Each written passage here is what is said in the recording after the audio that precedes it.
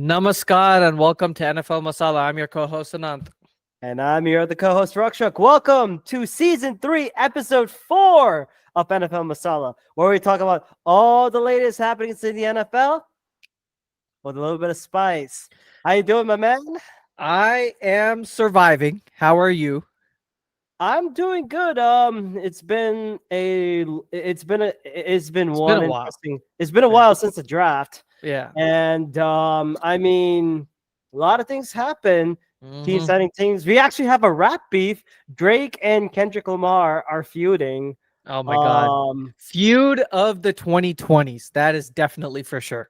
Oh, I 100. hope this gets written down in history textbooks. Just on a footnote in terms of pop culture, Kendrick Yeah. Lamar, Drake, so that, But 15, 20 years down the line, people know. yeah, I think everyone's gonna be like, and the funny thing is that J. Cole bowed out of the rap beef, and I'm like, Yeah. dude, like, there's been so many memes that I'm seeing, like, oh, like, what's J. Cole doing? Then there's an anime picture of him, like, anime version of like him like cooking food and frolicking around the meadows. I'm like, damn. I don't care who wins or who loses between Drake and Kendrick. The real winner is J. Cole. That's understandable. Yep. He decided he was going to win the war, not the battle, by Yeah. quitting. Yeah. And one more side note. Imagine if Eminem entered the feud. I want that to Oh happen my so dude. bad. The Drake Big will Daddy be needing like a team of, he'll try and have that, but Eminem, like, he'll murder him. the way I- that I mean, like, if you think about it with Eminem, man, like how he converted Machine Gun Kelly from a rapper into like a rock artist Mm, because of that. That's all I'm gonna say. But yeah, what do we have yeah. for today, man? So going back to football now, today we have a reaction to what happened in the draft. So we're going to talk about what our teams did, what are some of our favorite picks or our draft winners, quote unquote, and then our draft losers. We don't really like to call them that, but most unexpected draft reaches. That's what we'll Yeah, say. the reach. Yeah, so we'll talk about those, and that's going to be it for this episode. So before we get started with that, we've definitely got some Dhamakadar news. It's been about a week and a half since Lead we've the way.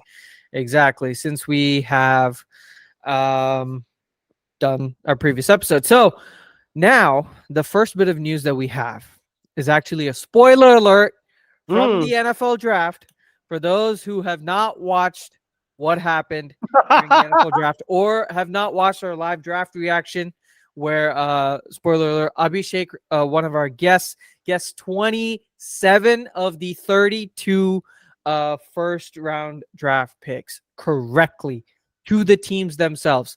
Definitely a must watch. Definitely check that out on YouTube and Spotify and all of our other podcast areas. But going back to the Makadar news, the first bit of news has to happen with the Atlanta Falcons and the fact that they drafted Michael Penix Jr., quarterback from Washington, excuse me. Yep. And this is after signing Kirk Cousins to a 4-year, 100 million, not 100 million, 180 million. Yeah, 180 4 million years. dollars for 4 years. The $100 million guaranteed. That was a shock. That was the most shocking pick of the entire draft. I will say that definitely. But going back to that, so Raheem Morris, who's the head coach of the Atlanta Falcons, says that there's no controversy with Penix. They're starting Kirk Cousins. He's the quarterback for the foreseeable future. Until maybe if something were to happen to Kirk Cousins, then Michael Penix would not become the starter. But this is what Morris said, Raheem Morris. We came up with the decision. This is what we plan to do. And Kirk does not have to look over his shoulder every time he throws a bad pass. Like, that is not the case. So I know I'm going to have to tell you guys once or twice that that is not the case. Like, we are here to go win, and we are here to go win it all. We are here to win as much as we can. So the controversy with this whole thing Rakshak, if you remember, is Yeah. that they didn't even let Kirk Cousins know that they It's were drafting until they actually made the call. I mean, if They're you giving wanted him the to, Aaron Rodgers treatment. Go yeah, ahead. it's literally the same. It's literally the thing. I think like if I remember from that day when we were recording and watching the draft side by side, I had the Bleacher Report draft live coverage. Yeah. I mean, give a shout out to Adam Lefke, Matt, I think like Matt Miller or someone like that. Mm-hmm. And Mike Renner, and of course, I think we had the two new versions of Charles Barkley and Shaquille O'Neal and Micah Parsons and CJ Stroud. Yes. Man, that was a Yo, I fun love their content. and Especially, yeah. Anyways, sorry, go yeah, ahead. Not to no, go no, on a tangent. but like when I saw the Michael Penix thing, I'm like, I was like flabbergasted. I'm like, there's no freaking way the Falcons would do this. But Mm-hmm. I'm going to say this, and you'll hear me say this: the Falcons committed draft seppuku. Literally, Literally. if you watch Shogun, seppuku is like is basically like a version of like of like suicide in feudal Japan, and it's basically for those that dishonor. Basically, it is The Falcons definitely dishonored their fan base by doing this. They This is I can't worse believe- than 28-3. they 28-3 their draft, Yeah. and they were Yeah. caught tampering prior to this. Oh my god, that means they're gonna miss like future picks as well. Possibly a first round draft pick next year. So that's probably why they were like, all right, look, even if we suck next year, we're probably not even gonna have our first round pick. So might as well just go and get Michael Penix here. Let's do it. Right, That's but- literally the mentality. Right. But I think we talked about this during the live draft. Like they could have waited for a couple picks, like traded down, gotten more draft capital, and still have gotten Michael Penix. Right. And we want to be very clear. This is no disrespect to Michael Penix, the player. He is a great talent, great QB arm. But he's entering the draft. He entered the draft like what, 24, 25 years old. 24. By the time he starts, he's gonna be close to hitting 30. And are you really betting? And I honestly thought, like, hell, if there's a team like a QB needy team that needed a quarterback like Michael Penix, second round pick, I would have been okay with it. Or a late round, you move down later and grab him. But to grab him at 8 in the top 10, that's wrong. And the thing is, if they wanted to have, follow the Jordan Love Packers mindset, which is what they came out and said in the Paris conference, they were saying like, oh, we wanted to look at how teams develop quarterbacks. And we saw that the Packers model has been pretty successful, hinting at what they did with Aaron Rodgers and Brett Favre in 2005. And then what they did with Jordan Love in 2020, I believe, is when they made that call, either 2020 or 2021.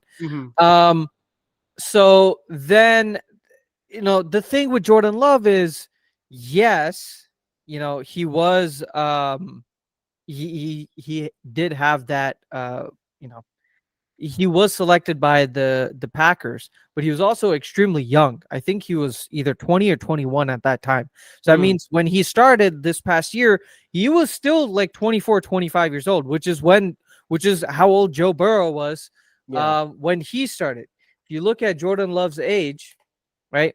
Jordan Love is just 25 years old right now. He's 1 year older than Michael Penix. And Michael Penix hasn't even started a game, whereas Jordan Love has been 4 years in the NFL. So, like, I get what they're trying to do, but this was not the right, like, I think we're going to talk about this a little bit more. Surprise. So I'll save. Yeah, exactly. So I'll save my criticisms for that part. Yeah. So that's basically what happened with Raheem Morris. They're saying that they don't really have any controversy, but if you saw the video of Arthur Blank talking with the GM Terry Fontenot, right?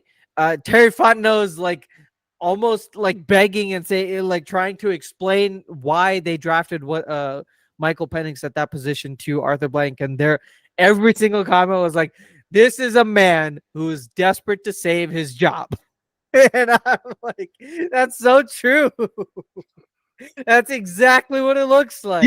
This was your first day on the job, and you managed to screw it up. You better pray that Michael Penix does well. Mm-hmm. All right, moving Anyways, on. yeah. What's next? Before we all lose our minds with this crap. Yes. Right. So this is on April 27th, according to Adam Thatcher, ESPN staff writer. It's a bit of a shocking news. Kansas City Chief Chairman Clark Hunt said that the team would look at options beyond renovating Arrowhead Stadium as it searches for a home beyond the expiration of its lease following the 2030 season. He says, and I quote, "We will approach it from a broader perspective going forward because time is short for us at this point, and so we need to see what other options are out there for us," Hunt said. When we started this process 3 years ago, it felt like we had a very long time, a long runway with about 9.5 years left on our lease. We're now down to 6.5. And so I do feel very much of a sense of urgency. And this is because voters in Jackson County, Missouri, rejected a sales tax measure earlier this month that would have helped fund major renovations to Arrowhead, as well as build a new ballpark for the Kansas City Royals in downtown KC. And apparently some of the options for the Chiefs elsewhere in the Kansas City area include buildings on the Kansas side of the state line. Okay, I gotta tell you a little. I gotta tell you a little bit of brief of college history. There's a rivalry between Kansas University, and Mizzou, aka Missouri University. In the Big 12, this was called the Civil War because of its past. Are you seriously trying to divide a freaking states? And I'm sorry, the idiots of, I think I spoiled it out, but the Jackson County voters that denied those renovations, yeah, I get it. You don't like to pay taxes and all that, but do you really, if you really wanted to keep the Chiefs and the Royals in Kansas City, in the Mizzou side, you should have done that. But no, you screwed up. And guess what? You win the Brown Paper Bag of Shame Award. You get shamed. Shame on you. Shame on you. Shame on you. And you call yourselves fans of the greatest fans? Man, I'm sorry. When Tom Brady was getting roasted, he roasted it, y'all, for good. That's another thing that's happened. Yeah. And I hate Tom Brady with a passion. Yep. Yeah. That's a whole nother thing. You know. Shame but on yeah, you, Kansas City. Shame on you. You know what? You don't deserve to have Patrick Mahomes. You lucked out because the Bears took freaking Mitch Trubisky, aka Mitch Trubisky. There you have it, folks. You have a Ruckchuck rant right now for the third season. Not even 10 minutes into the show, we got a Ruckchuck rant. Let's go. Let's go. This is NFL Masala, boys and girls. This is NFL Masala. All right. So moving on, we have another bit of news for another stadium. This time it's the Chicago Bears. I don't know why they're trying to build a new stadium. The original one actually looks and functions pretty well for the Green Bay Packers. I don't know why they're looking to change. It's so emblematic of the franchise, you know, the Chicago Bears. 0 successes except for 1985. That's basically the stadium. I don't know why they're looking at a new stadium, but what they're planning on is a new lakefront domed stadium, which looks, surprise, surprise, like the Las Vegas Stadium, the Raiders Stadium. So let me share my screen so our visual viewers can see this. For our audio listeners, let me just see if I can describe it. So basically, if you look at the renderings right here, so you see how it's open to, open to this area, the actual plaza area. This looks suspiciously like the Raiders Park. So this is what they're trying to design. It's almost, it kind of looks on the outside like the upper areas, like Allegiant Stadium. Exactly. Allegiant Stadium from Las Vegas, but except they decided to have a dome up front. And no, it decided to steal the roof from from Los Angeles. Exactly. So that's how that looks like. But then what happens to Soldier Field? Are you going to demolish it or what? Probably, I think that's what they're going to do. But what they're saying is they're looking for, so it's overall, it's going to be a $4.7 billion stadium. And they're looking for $2 billion of tax funding. So Oh, public and private funding, 2 billion. So roughly half the project will be funded by the taxpayers, and the other would be, privately funded. And so what they're planning is 70,000 seats, or slightly more than 70,000 seats, under a fixed and translucent dome. This is just after 1 year ago, where they planned to move to Arlington Heights, which is a suburb of Chicago, which had more than 300 acres of residential, hotel, and retail space.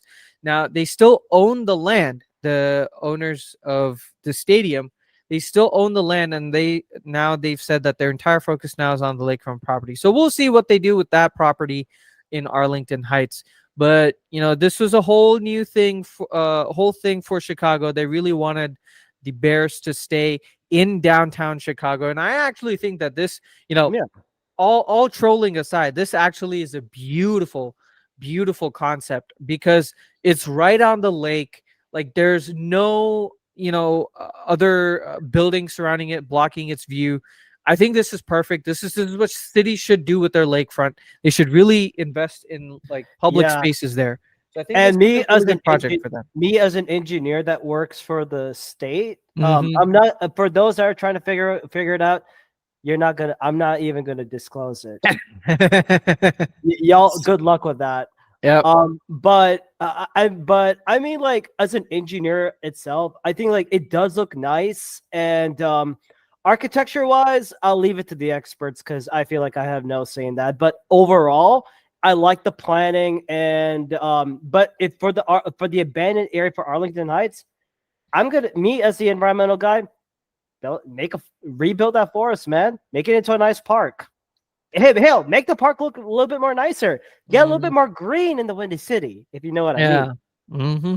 That's what they're doing with this area as well. I mean, you saw with that brief video the amount of green spaces that they have right there on the waterfront. Oh, I think that's really good. So yeah. So that's nice. Good for Chicago. It's not like they're gonna win anything in the future. That's F1 right there. Exactly. Right. Yeah. Waste your money on a new franchise defining stadium, waste it there, and never win anything, because that's how you succeed as an NFL franchise. That's how you succeed. You throw money down the toilet in a new stadium just to hype yourself up and hype your franchise up. And a great example of how this has worked for one of the most popular franchises in the entire world, your Dallas Cowboys. I mean, just look how successful they are, right? They spent so much money in that new stadium. They really hyped themselves up. They increased the market valuation of their franchise so much.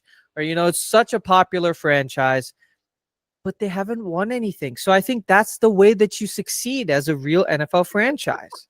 And all of us, like, quote unquote winning franchises like the Packers and the Patriots, we're all, not that great, right? It's just the Bears and the Cowboys who are actually really good. Yeah. They're the ones who are doing the right thing. I mean, yeah, kudos. And it's good for you. By the way, this is a so-called America's team that hasn't been to the Super Bowl since 1995. Remember, it takes 3 playoff games to even make it there. And if I recall, the time since and now that I think about it, the Cowboys haven't been to the Super Bowl ever since I moved from Dubai to the United States. So that and you know what? I don't know if I should do it right now, but guess what? I have one thing to give away. You know what that is? Drum roll, please. Dallas Cowboys, you are officially under the Ruksha curse for 2020.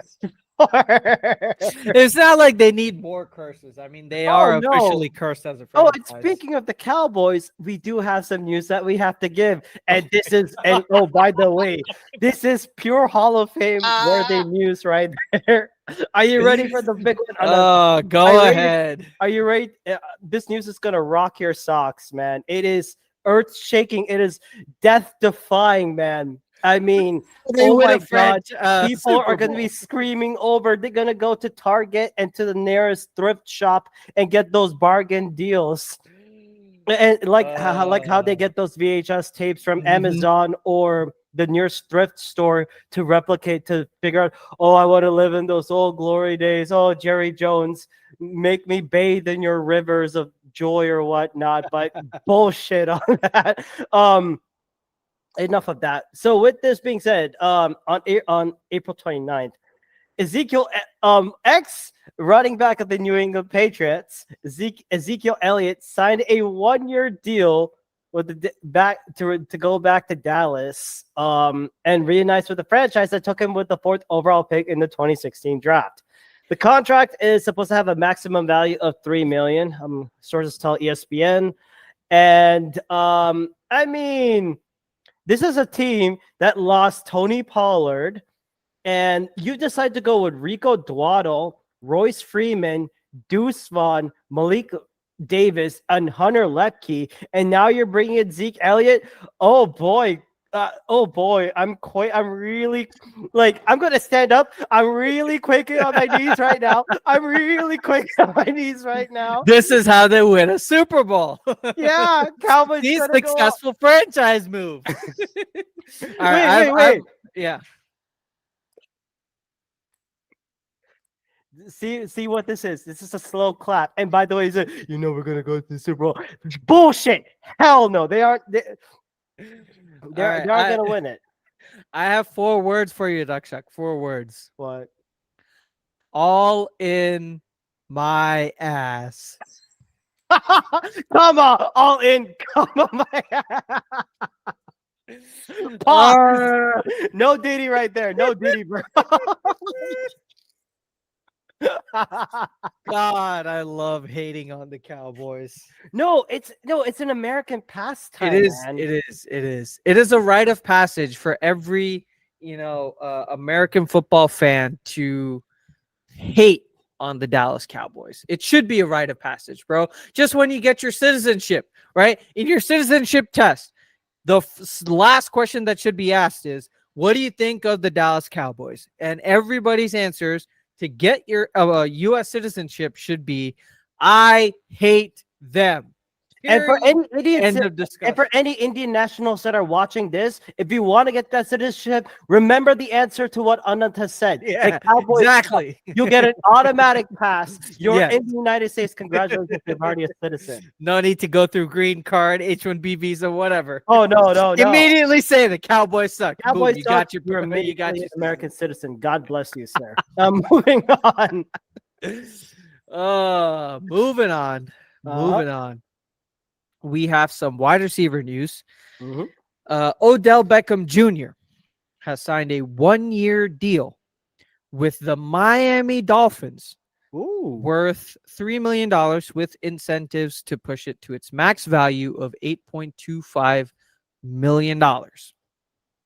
So, honestly, I think this could be a good wide receiver 3, because with the amount of attention that they would pay, to Tyreek Hill and Jalen Waddle, Odell Beckham could sneakily walk away with like 50, 60 catches on the entire season, given that he stays healthy. Plus, they beefed up, and we're going to talk about this in the draft recap, but they also beefed up by adding 2 more receivers from the draft in Malik Washington and Taj Washington. So I think in the Miami Dolphins, they're basically like the aim of their game is speed. Just bring us the fastest guys, zoom, zoom, zoom, all the way to Kansas City and fail because your cleats are frozen. Your hands are frozen. Your balls are frozen.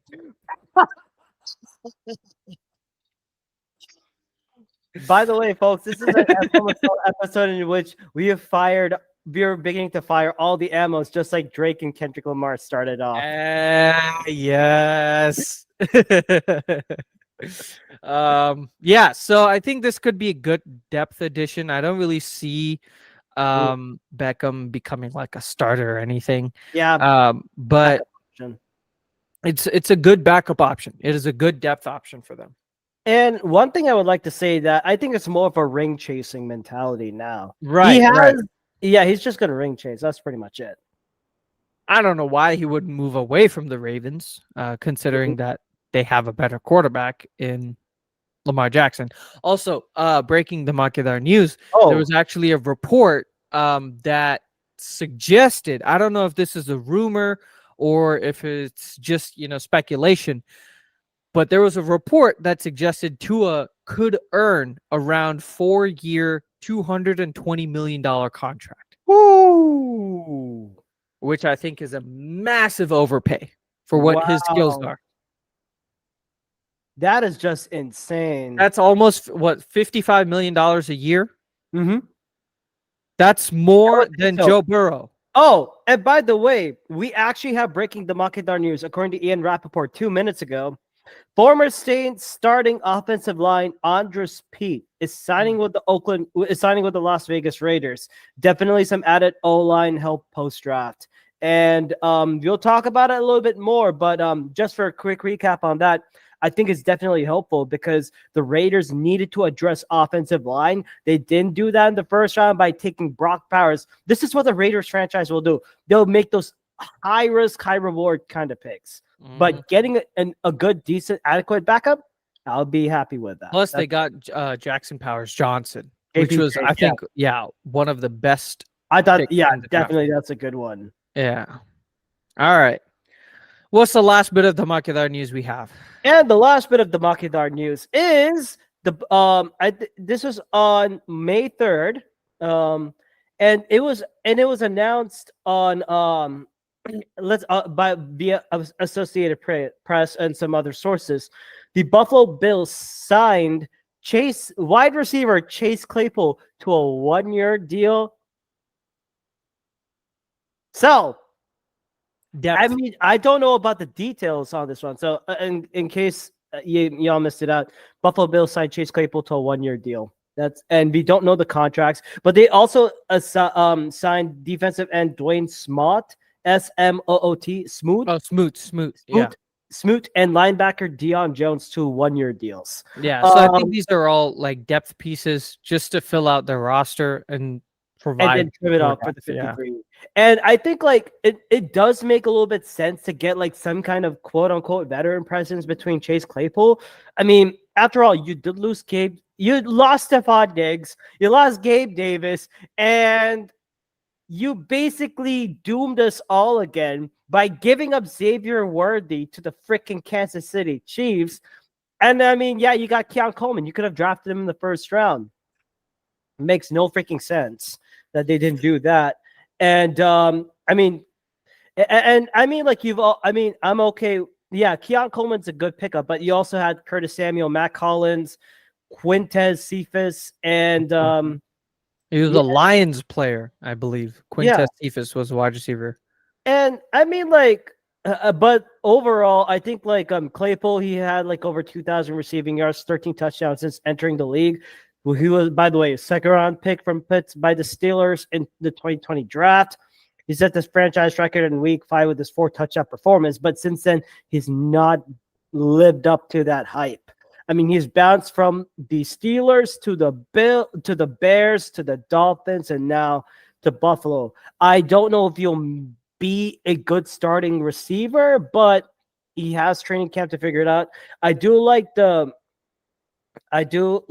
getting Dwayne Smoot and Deion Jones, those pickups.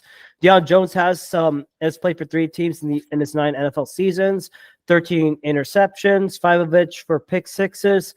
Smoot, who had spent 7 seasons with the Jacksonville Jags, he did I mean, he does have a chance to fill a spot between Von Miller and Greg Rousseau. So it's definitely all those are just depth pieces, not that like alarming and big, but Mhm. it's definitely good to have.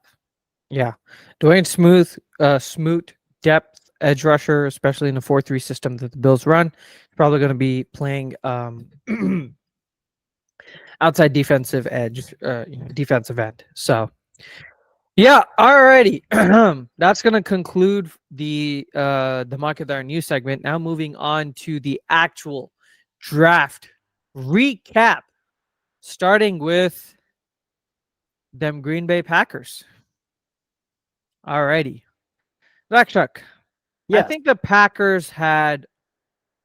Now we're gonna grade them, right? Okay. Both of us, we're gonna grade the Packers and the Eagles respectively, right? But Sure. one thing to keep in mind, right? We typically should have about a 3-year allowance for these draft, players. 3 years, folks. Right, 3 3 years. years. Muna. Yeah, for them to actually develop and show signs of success or failure, right? To just immediately grade right after the draft is an indication as to an over analysis almost. But we're not necessarily grading the players, we're more grading the value of what you would have gotten. Makes Right? sense.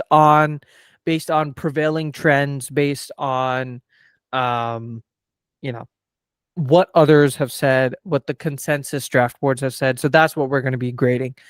Now, it's not like our teams actually listen to what we're going to say. They have millions of dollars, invested in all of They these should listen to processes. us. They should listen to us because we do predict because we do have one of the most accurate drafts. Yes, Well, yes. We definitely did have one of the most accurate mock drafts. yeah. But that's just the caveat. Now, on to what we think the Packers did. I'd Okay. say overall a B plus. They really filled out a lot of their needs. Right, their needs were they had a strong safety need, O line, preferably interior, but you could have also gotten tackle, and then inside linebacker as well. So those three are probably the most were the most important needs for us. After that, I think it was running back and corner, right? So this is what the Packers did. They drafted Jordan Morgan, a tackle in the first round, Edrin Cooper, linebacker, Javon Bullard, safety, Marshawn Lloyd, running back. All right, so that's 4 picks already.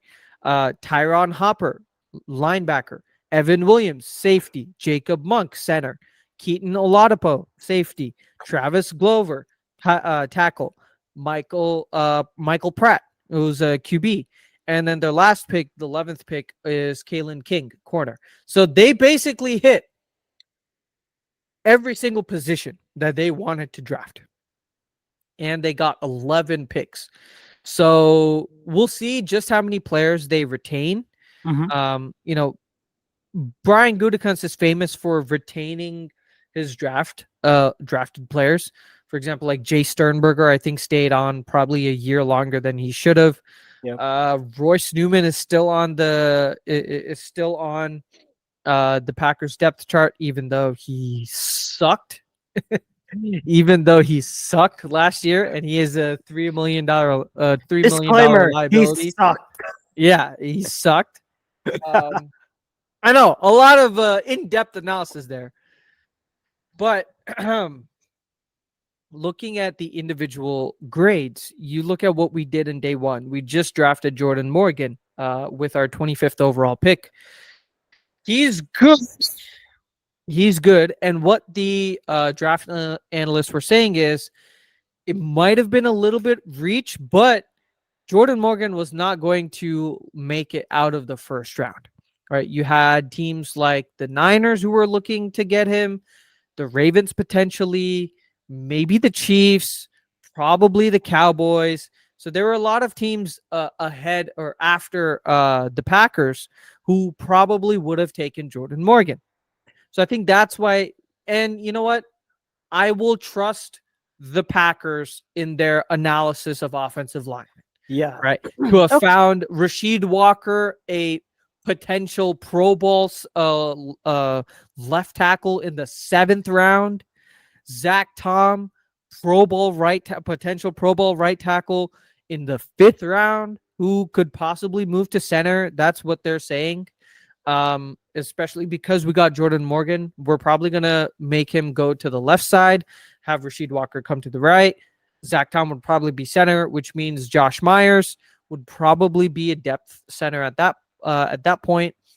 You have Elton Jenkins as our starting left guard, and we'll see the competition at right guard, right? So right now we have Sean Ryan, who's our starting right guard, but he's probably going to be competing with Jacob Monk, who could potentially play that right guard spot, and I'll talk about him a little bit later. So going back to Jordan Morgan, he's very athletic, right? He's very athletic. He's very agile, especially in pass protection. He's got really good lateral agility. 9.25 RAS out of Arizona. So if you look at Arizona, he had to face Leatu Latu, one of the best pass rushing prospects this year in UCLA. So I would say that's definitely the highlight of his playing career in college, is him defending against Leatu Latu. He was latching onto him, dude. Like he was latching onto Leatu Latu and not letting him go. He didn't let. I was trying to make some wordplay on that. He didn't let Latu by. I'll get you. I'll give you some time to think about that one. No, I've wasted it. That's pretty much good. It's all right. So that's one of his best aspects, right? Is he's a latcher. He can get his hands on a pass rusher and maintain contact through his pass blocking rep. He also has athleticism in a certain run blocking schemes, like pin and pull and with zone blocking, right? So that's one of his most, effective traits. A little bit of an issue to look at is sometimes he can overset, especially. So basically, as a tackle, right? You are at the end, which means your legs are probably a little bit farther apart than. Actually a lot farther apart than what the interior offensive lineman would be. So if this is, a depiction of a tackle or an offensive lineman, this is probably, what a left tackle would be like, with their left leg almost in the thumb position and the right leg right here. So this is how far their stance would be. Sometimes he can go a little bit farther and overset. And that means he could be prone to speed rushers, because he doesn't have that effective balance. So that's one thing that definitely would be coached up. And I trust the Packers offensive line, scouting group and coaching groups, especially Adam Stenovich, right? So that's probably something that they need to work on, especially against quality speed rushers that they're going to face in the NFL. Now, the reason why I'm giving this draft day 1 as a B, Graham Barton was right there. Graham Barton literally went to the next pick to the Tampa Bay Buccaneers, and he was even better than Jordan Morgan. Like if Jordan Morgan is an A, Graham Barton is an A+. 10.0 on the RAS.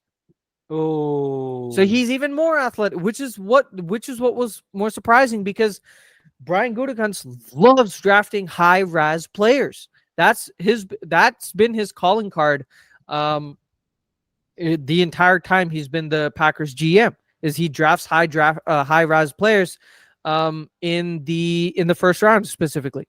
So when you look at someone like Graham Barton, who's a more efficient run blocker, a more powerful run blocker, and a more technically refined pass blocker at times, who also has a lot of the positional flexibility, that actually sometimes even has more positional flexibility than Jordan Morgan, I was shocked as to why they did not grab Graham Barton, and they went with Jordan Morgan instead. And almost all of draft analysts had Graham Barton ahead of Jordan Morgan. 100%. And So yeah, what they wanted to add, when I saw that pick, I'm like, yeah, that is a.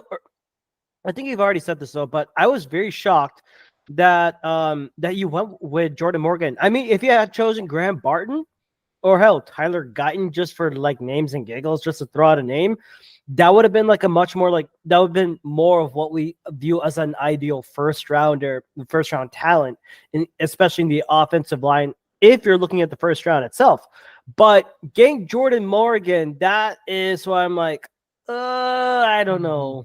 That's right. my take. Initially, we don't really know.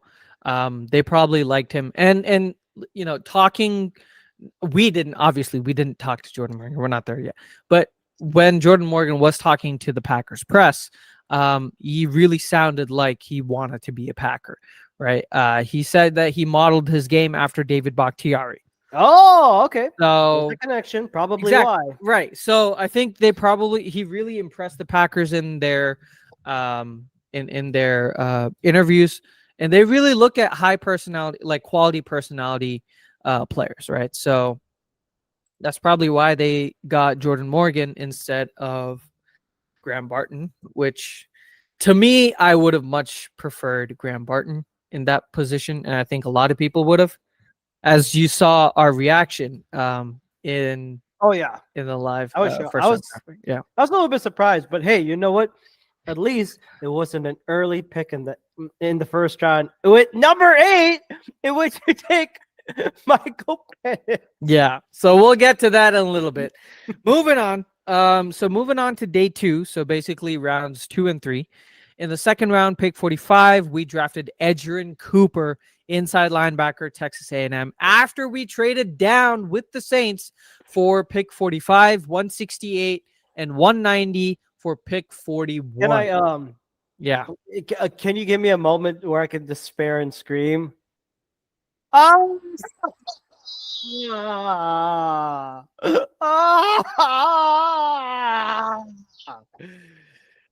Okay, I'm done. Yeah. Yeah, I think a lot of Eagles fans were there as well. But hey, you will get to your moment of triumph in a little bit. I'm sure you'll get to your moment of triumph, and I'll be the one screaming at the top of my lungs. No, But I think we'll all join Tom Grossi in the screaming street. For those that are unknown, check out Mr. Tom Grossi of the Grossi Posse Packer Nation, where you don't have to be a Packers fan, but it sure does. it sure does help. It sure does help. So, I mean, there's a skit where like every team that loses their best player or gets a bad player, they'll go to this imaginary street and scream out loud. So Yes. this is me emotionally. Or as that guy from Stephen Hay, emotional damage. Yes. But yes, so why was Rakshak screaming at Edgerrin Cooper? Well, he is the best linebacker overall. Right? A lot of people have said that. Amazing sideline to sideline speed. He's great at hunting into the He's great at hunting into the backfield. He's got 9.13 RAS, 4.5 speed at 6'1", 6'2", 230. He's insanely fast. For us, I think we project him as a will linebacker, because Mike linebacker, it's typically not like athleticism. It's more of it's more of the ability to read offenses and have the proper game plan, because you would probably be the green dot, is what they say.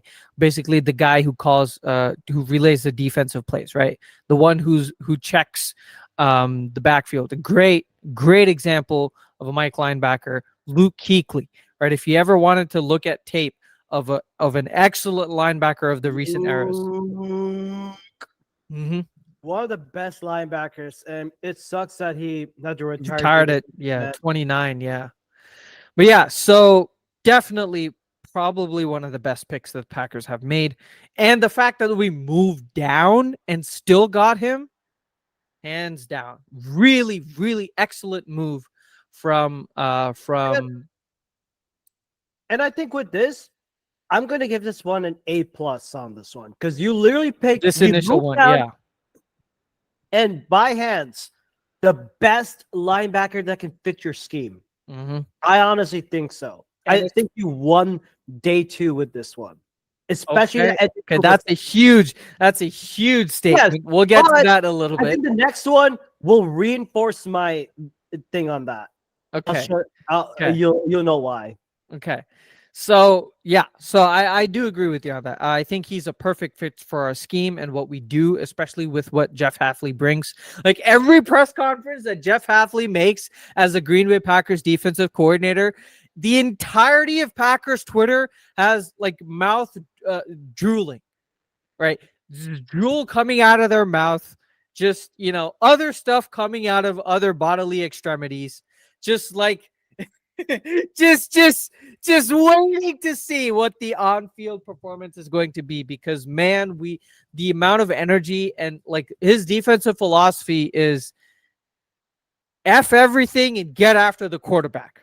And I'm like, yes, thank you. Thank you. That's the complete opposite of Joe Barry, and I'm so here for it. So he, Edgerrin Cooper fits this role perfectly, and I'm really, really excited to see our nickel set. So that basically means 5 DBs and 2 linebackers if we're playing a 4-3 personnel, which is what I think Jeff Hafley will bring. So that means 4 down linemen, defensive linemen, right? So 2 defensive tackles, 2 defensive ends, right? 2 linebackers and 5 DBs. So that's what nickel means. A nickel defense. So I think this nickel defense, this entire defense would be stacked, right? You got Kenny Clark and Devontae Wyatt as your defensive tackles. You got, Rashawn Gary and Lucas Van Ness as your edges. Quay Walker and Edgerrin Cooper as your linebackers. X or Xavier McKinney and, spoiler alert, our next pick, Javon Bullard as your strong safety. Jair Carrington Valentine and Eric Stokes or Keyshawn Nixon. I am waiting for that. I am waiting for that nickel defense, and I think that's what they're going to play most of the time. Looks like we have a competition for recruiting centers in Georgia, man. Yes, Eagles aren't the only teams that draft Georgia players. Majority, exactly.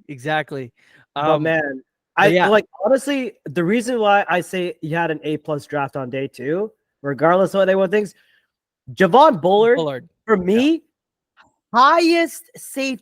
He was my number 1 safety entering in this draft, and the fact that you were able to get him in, at number 58, excellent value for sure. I mean, excellent. I think you literally killed and I would say you redeemed going back to Jordan Morgan, I would have given it a B, but with Edgerrin Cooper and Javon Bullard, you knocked it out of the park. Right. So for round two, I would definitely give it an A. No, so those first 2 picks are A+. Hell of a job. Okay. So A+, right? Yeah. So now more about Javon Bullard, right? And I think the reason why we love him so much is because he fits the Jeff Hafley mold of what he wants in a box safety, strong safety. That's the role that he's going to play. With X or Xavier McKinney as a free safety, the roamer, right? We're going to have the enforcer coming down as the strong safety, which is what Javon Bullard is going to be. And, the best trait for him is that he's fast. He's so fast at getting into the backfield. That's the best part. I think he's going to be the perfect complement for X. He's a hard hitter, really clean tackler. And if you look at some of the stats in the slot that he played, cornerback role, 57% completion percentage allowed, 5.1 yards per target, 68.8 passer rating. This is in the SEC, which is as close as you can get to the NFL without being in the actual NFL, right? So he is really good in that role. So I'm super excited for him. And like Rakshak was saying, 8+ round 2. I mean, this is the perfect round 2 that every Packers fan has been dreaming of, right? So I think this is a really good round for them. Now, the reason why I have day 2 as a B is because of our round 3 moves. And this has been happening pretty much every year for Brian Gutekunst. Mm-hmm. So here are the 2 round 3 moves that we made. Marshawn Lloyd, running back from USC, and Tyron Hopper, linebacker from Mizzou. Okay. Okay, you're fair on this one. So I'll dodge it to an A minus. But see, that's why it's a B, because I think round 3 was a huge reach. I like the Marshawn Lloyd pickup, but because usually, like, I think like at round 3, this is where the running back started going off the board. Right. I agree with you. So Yeah. so one thing, right? In terms of Marshawn Lloyd, running backs were flying off, right? But there was a better running back prospect still available, and he went like 50 picks later to the Miami Dolphins. Oh, who's Jalen Wright. Oh man, That's what I'm saying. Like Marshawn Lloyd, 8.26 RAS. He's a bowling ball zone back. He's got good vision, good vertical speed, decent horizontal, really good horizontal agility, decent in pass pro. Sometimes he'll let like power rushers bulldoze him, but he's a running back, right? There's not much we can ask for. His problem is fumbles. 8 fumbles in 360 career carries. That's why I would have much preferred Jalen Wright at that role, in that position, especially since we have Josh Jacobs. Marshawn Lloyd is more like Josh Jacobs. Jalen Wright would have been the perfect complement to Josh Jacobs. Literal thunder and lightning, right? Jalen Wright, I believe, had like a 10.0 RAS or something like that. Some insanely high. Yeah. Let me just, so while that pulls up. But yeah, so continue with what you were saying about Marshawn Lloyd, because I just want to make that point. I mean, if you're gonna look at Marshawn Lloyd, like, look, I mean, the Packers lost Aaron Jones. I'm guessing they are using Marshawn Lloyd as a bull rusher to fill that Aaron Jones like bulldozing role. But then again, now that I think about it, Aaron Jones was like your versatile option, and then you would go quad father and AJ Dillon, right? Mhm. So I'm just gonna imagine, like, if I'm gonna be having like our depth chart, I'm not looking at I'm not opening up a depth chart at all. So I'm thinking you have Josh Jacobs up in the middle or like attacking, and then side by side, you also, I mean, you would have to choose between AJ Dillon and then maybe, I think maybe for Marshawn Lloyd, you use him. I have an idea on how you can use him. You be your best third and short running downs. I think AJ Dillon would be like your second and long or your big chunkers. That came out. No, I think he would be the opposite, right? It would Yeah. be AJ Dillon in like a third and short, Okay. and Marshawn Lloyd would probably give breathers to Josh Jacobs, right? If we're saying that Josh Jacobs is going to be like first 2 downs, or probably second and third, and you have Marshawn Lloyd in a pass catching role, probably. Probably, So, yeah. Probably so like that's probably what they're going to use.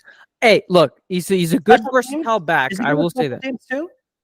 I don't know. I don't think so. I don't Okay. think so. Then it's Well, we gonna be a already little have bit special teamers for that. We Alright. we have Keyshawn Nixon, because we signed him to that deal for his special teams abilities. So I think, look, Matt LaFleur will find a way to use Marshawn Lloyd, right? He's not going to give up weapons easily, right? He's a chef. He's a master chef. I will give him that. He's a master chef. So,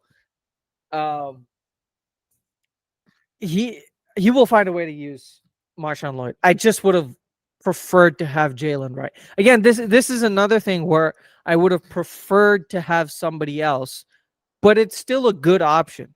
That's why it's like a B option, but there was an A option available in Graham Barton and Jordan Morgan, and then Jalen Wright and Marshawn Lloyd. So now, one thing going, a lot of things going for Marshawn Lloyd. Daniel Jeremiah said that Marshawn Lloyd was his favorite running back in the draft, number 1 running back in this draft. So Daniel Jeremiah said that.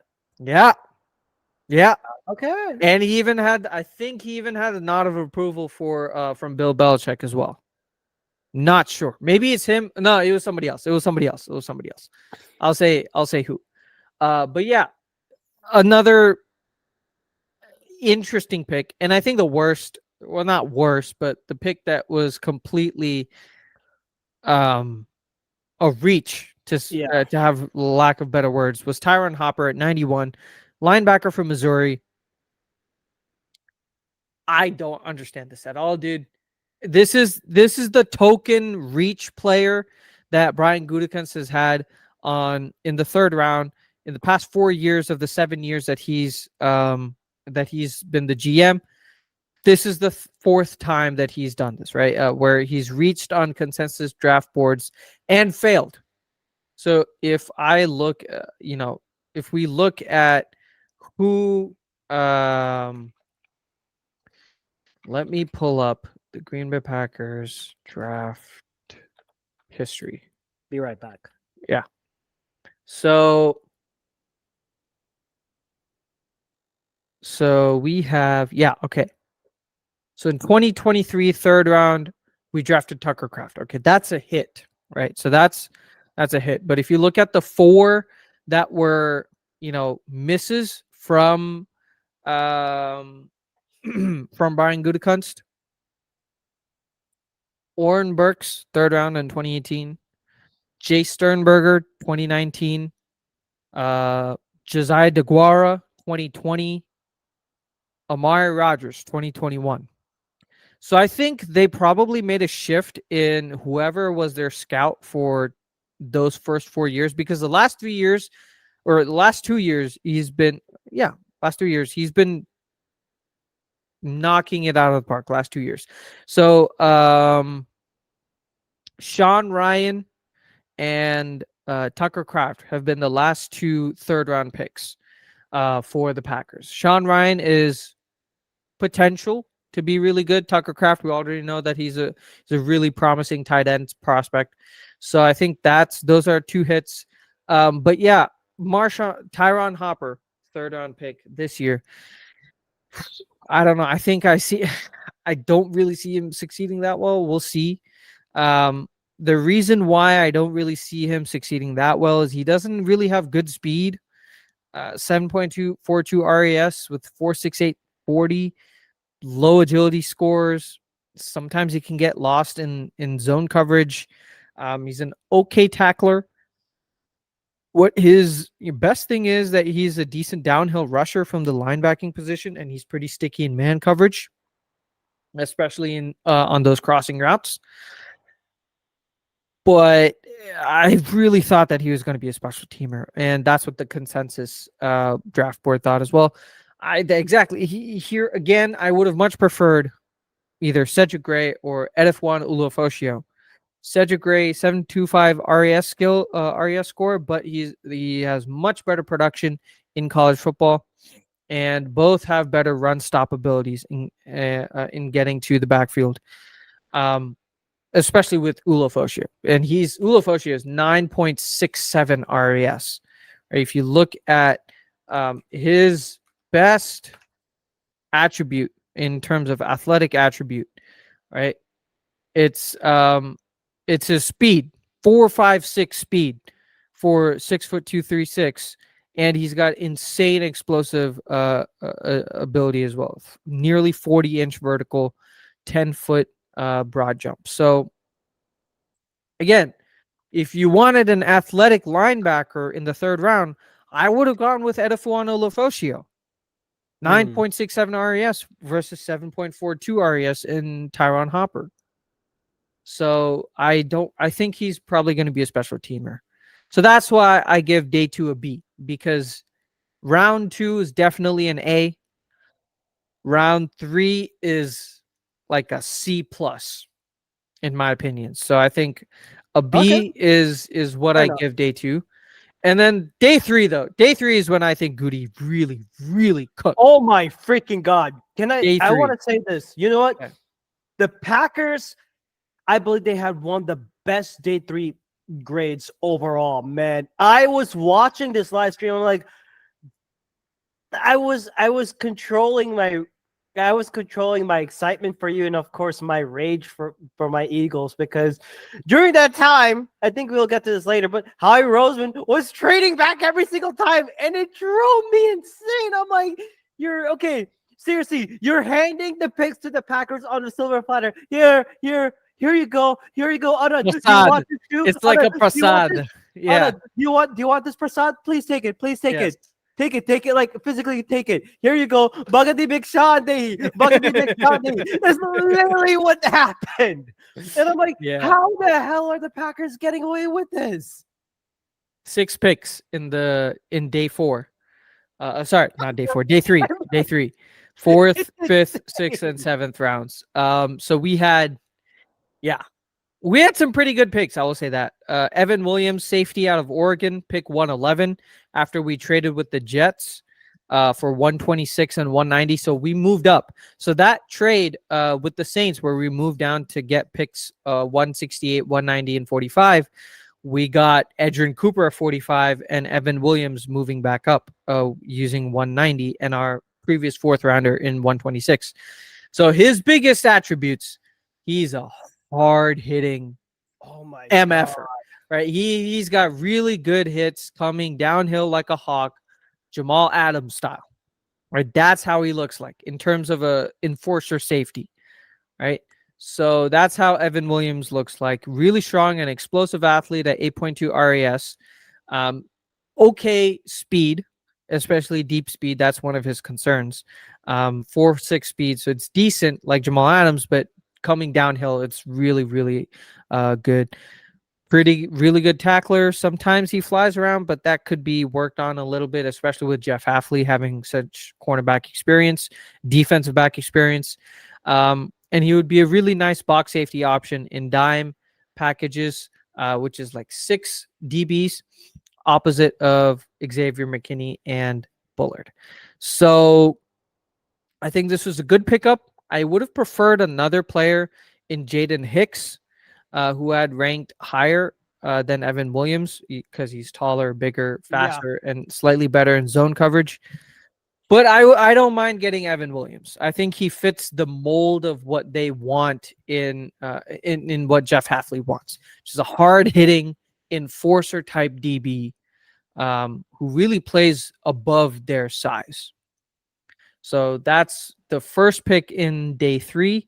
Then at 163, we drafted Jacob Monk, who's a center or guard prospect out of Duke, and we traded with the Bills for 168 and 219. So we moved up 5 spots to get Jacob Monk. Really athletic, 9.73 RAS. He's a developmental prospect that the Packers target. Right, that's exactly what we've done previously, and like I said before, I trust the Packers coaching staff, right? Especially in terms of offensive line. And I want to ask you a question.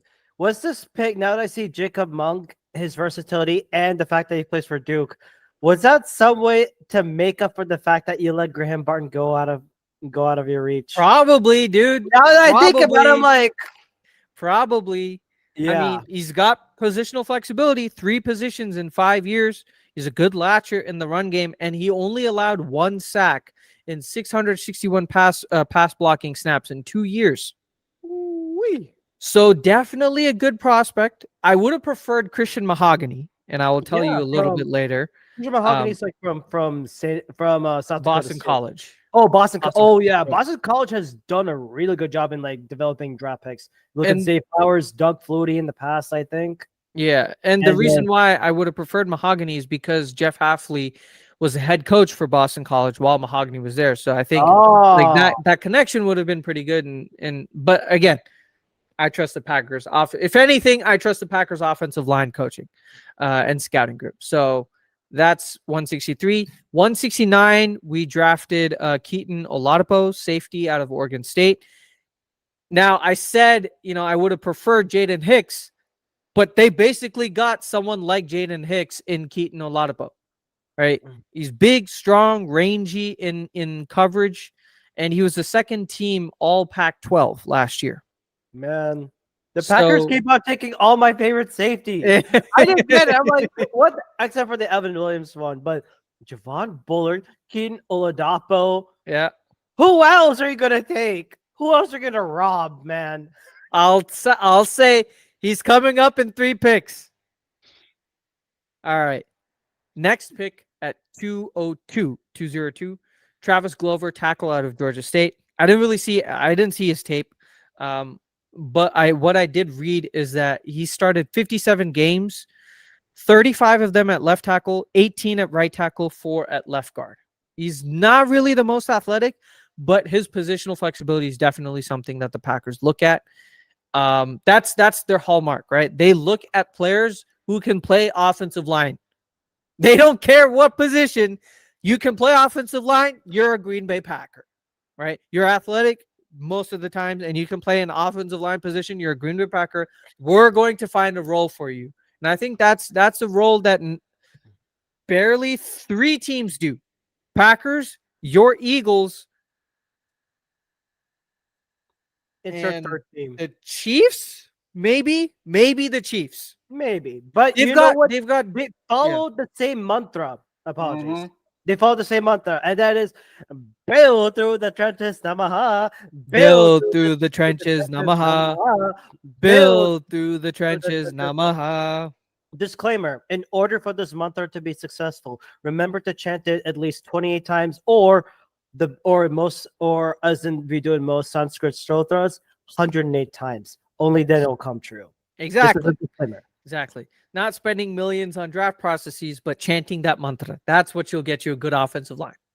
All right. So that's for that pick. Then at 245, so in the 7th round, we drafted Michael Pratt, quarterback out of Tulane.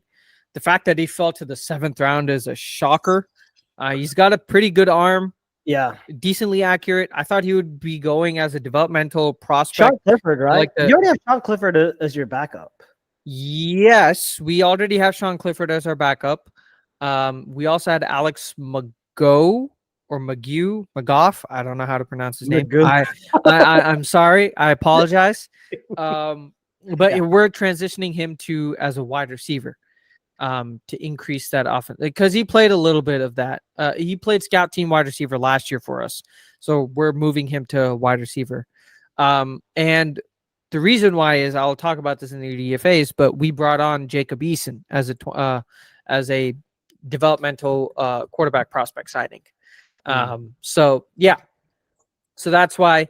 So you have Michael Pratt now at number 3. He's a good depth, and hopefully if they coach him up right, we could probably flip him for like a 3rd or 4th round pick in the future, maybe 2-3 years down the line. I feel like that would be a really good turnaround for the Packers, especially if once the teams start looking at how the quarterbacks, come out of the quarterback factory in the Packers, the actual quarterback factory. Thank you. Please take it away from the Eagles. Please take away the QB factory. I mean, come on. I don't want. We are. I mean, it's undisputed now. It is undisputed now. We are the quarterback factory. All right. So with the way that they develop quarterbacks, I think teams are going to look at all of these prospects, and they're going to say like, okay, let's see how they do well in the Packers, situation and their system, and we'll see if they can at least become a developmental. I think I foresee, obviously, I'm not saying that this is exactly true, but I foresee this happening, given how successful the Packers have been at coaching quarterbacks. And then the last pick, which I think has been probably the second or third best pick for Brian Gutekunst, is the equivalent of Carrington Valentine last year. Not last year. Yeah, last year in the 7th round. And that is Kalen King, cornerback out of Penn State. Okay, I was shocked that he dropped so badly. I mean, I imagine him to be a day 2 corner at best, but he was dropping. He fell to the 5 picks before 5 picks before the end of the draft, or 5 or like 3 picks. I don't know. But yeah. Ironically, this is someone that the Eagles were looking at early in the 2nd round. I'm like, I mean, yeah, he's a Penn State guy. Yeah, we get all the state connections, but this is not someone I wanted on my team. But anyone else, like especially he's definitely not a first rounder, but to go wait, what pick round 255. 255. Pick I 255 out of 262 or don't something know like what that. happened to him. Like, So yeah, so I will say the one thing that did happen to him was his when he went against Marvin Harrison Jr., oh, he got he was cooked. burned. Exactly. He was cooked, especially in the Senior Bowl, and that dropped his stock massively. I thought that he was going to be like a 5th round pick. I didn't foresee him going all the way down to the 7th round pick. And I think if he can develop, get back to He's still with a chip 2022 on his form, shoulder, man. he You is, gotta he is, and get he the was saying attention. in his press conference, or not press conference, but when he was chatting with the Packers media, he was, obviously he was extremely emotional about it, and he was like, you know what, this is a sign that's like, I have to prove that I can get back to that form, and so on and so forth. So I really do hope so, because if you look at Jeff Hafley's track record, especially at Ohio State, the way that he developed Jeff Okudah into a first-round talent, and now Jeff Okudah is like signing with his 4th team or something like that, dude, I'll take it. A 7th-round corner, Yeah. and even in camp, he has already caused a fumble in Packers rookie minicamp. He had a really good deep post route coverage, man coverage. So that's the reports coming out, and he gets a nod of approval from Bill Belichick.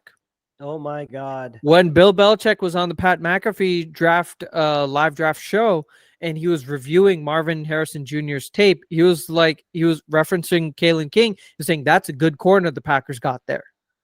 So, Yeah, he did. Like Kalen King did very well against all other wide receivers, but the fact that he had to go up against Marvin Harrison Jr., that's why everyone's like downgrading him. I mean, like, don't kill the guy.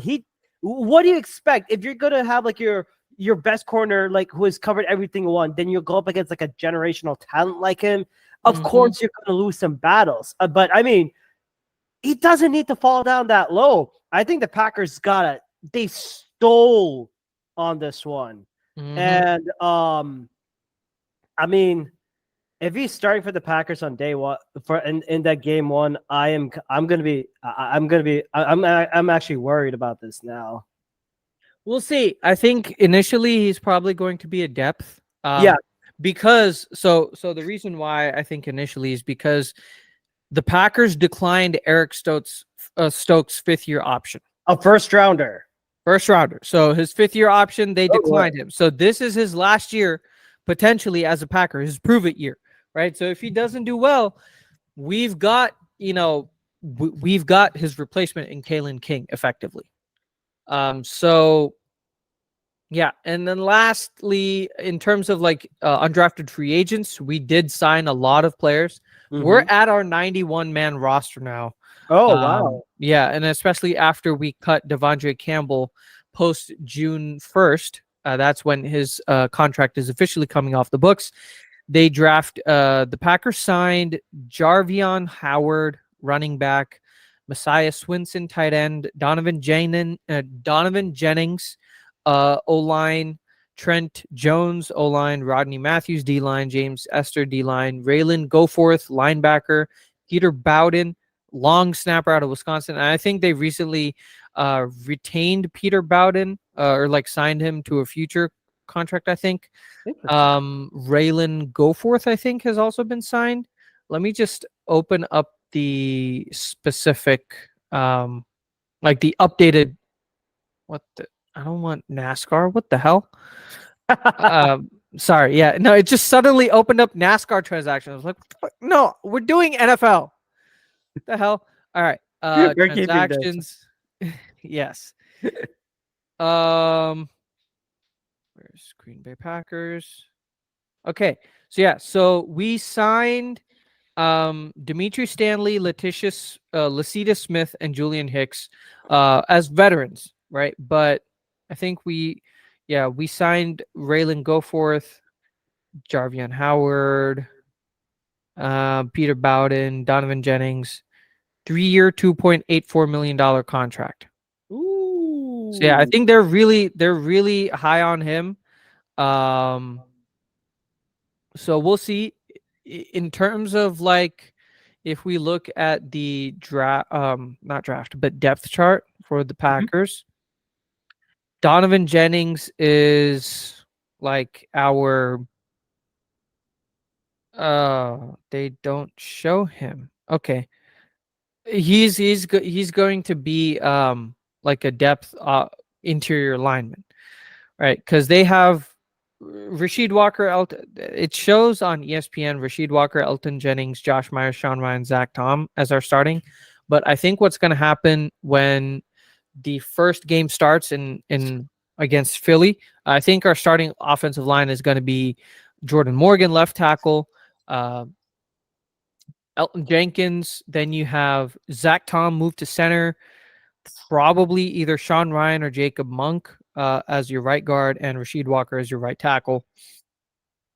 We also signed Andre Dillard, right? Ex Eagle and Titan.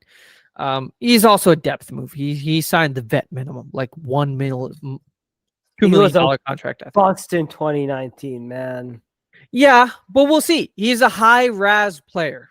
That's what they looked at. That's what they look at. That's So, why he was like drafted in the first. I was like, yeah, I think he was originally supposed to take over for like Jason Peters, but the fact that Jordan Mailata, a guy who didn't even play announced football, took over from him, that's just like, I don't know, man. yeah, so that's why he's a depth. Like on the Packers draft chart, it shows him as a third left tackle in terms of the depth chart. So we really filled out our 90 man roster now. Nice. So yeah. Okay. So overall reactions, I think the best pick that we had was Edrin Cooper. It has to be said, Edrin Cooper, best linebacker in the draft amongst consensus boards, draft analysts, Yep. us, right? Number one linebacker. We moved down and we got him, like Rakshak, you were saying, A+. So I think that's the best pick that we had. The biggest reach, Tyron Hopper. I've already said this before. It's our typical third round draft pick. That's a reach. Yep. And overall, B+ draft. Okay, I think I'll give you. I would say the same on that one. I mean, the Taiwan Hopper, that was questionable, but like the rest of them, you were like just stealing from it. And Jordan Morgan, and Tyron Hopper. That's like my two. What the hell? Yeah, Jordan Morgan. I call those the Ardapavi moments. Like what? Huh? Yeah. Yeah. Yeah. All right. Now, let's talk about the Philadelphia Eagles draft grades. I don't want to. So, overall, I mean, it was a bit of a mix for me. Like, days 1, 2, and I mean, if you looked at day 1, the way that it fell, I was just shocked about it. And with that, let's begin with day 1.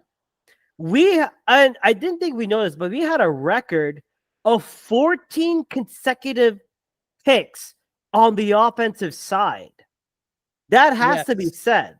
Yes. And the only time there was a defensive player, number 15, Leatu Latu. I'm going through the board side by side, like, okay.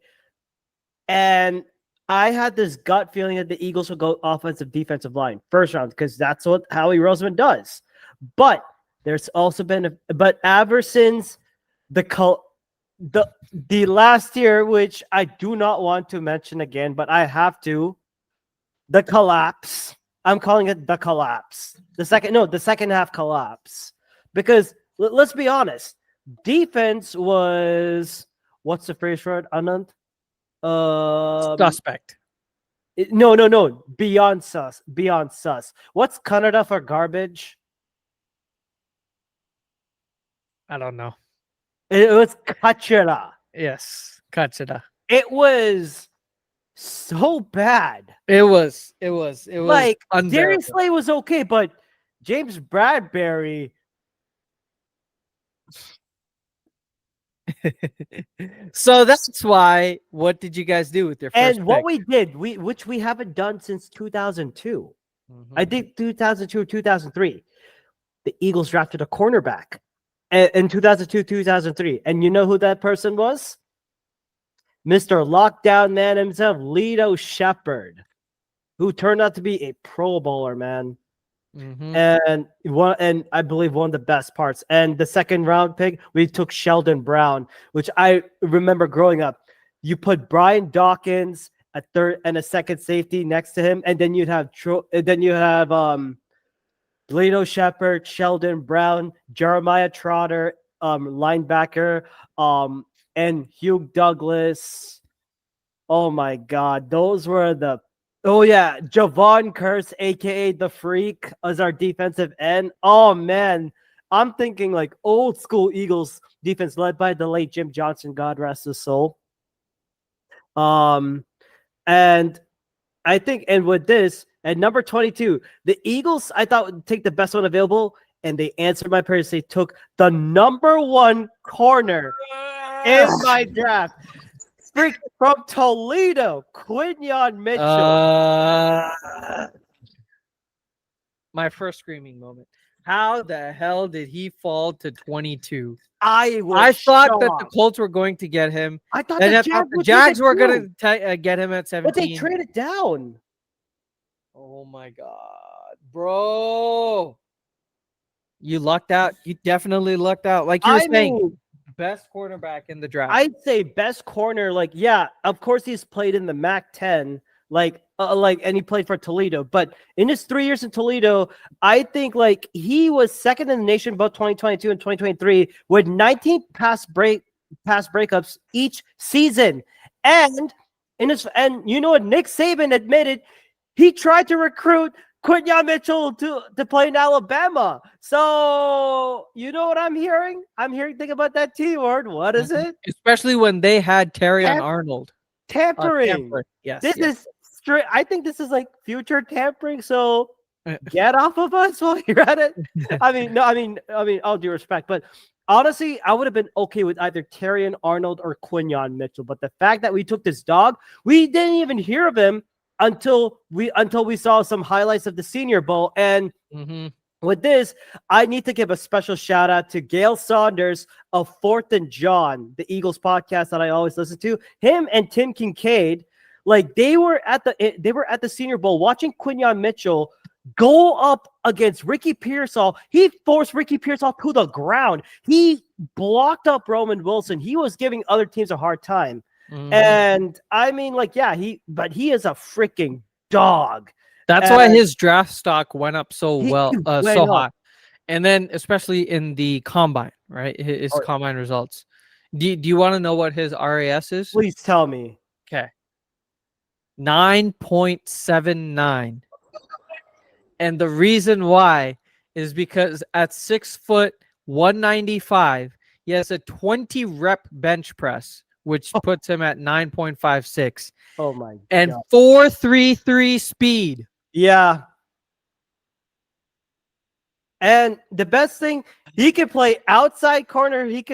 He's mostly like an outside good boundary thing. And guess what? He models his game after big play Darius Slay, by the way.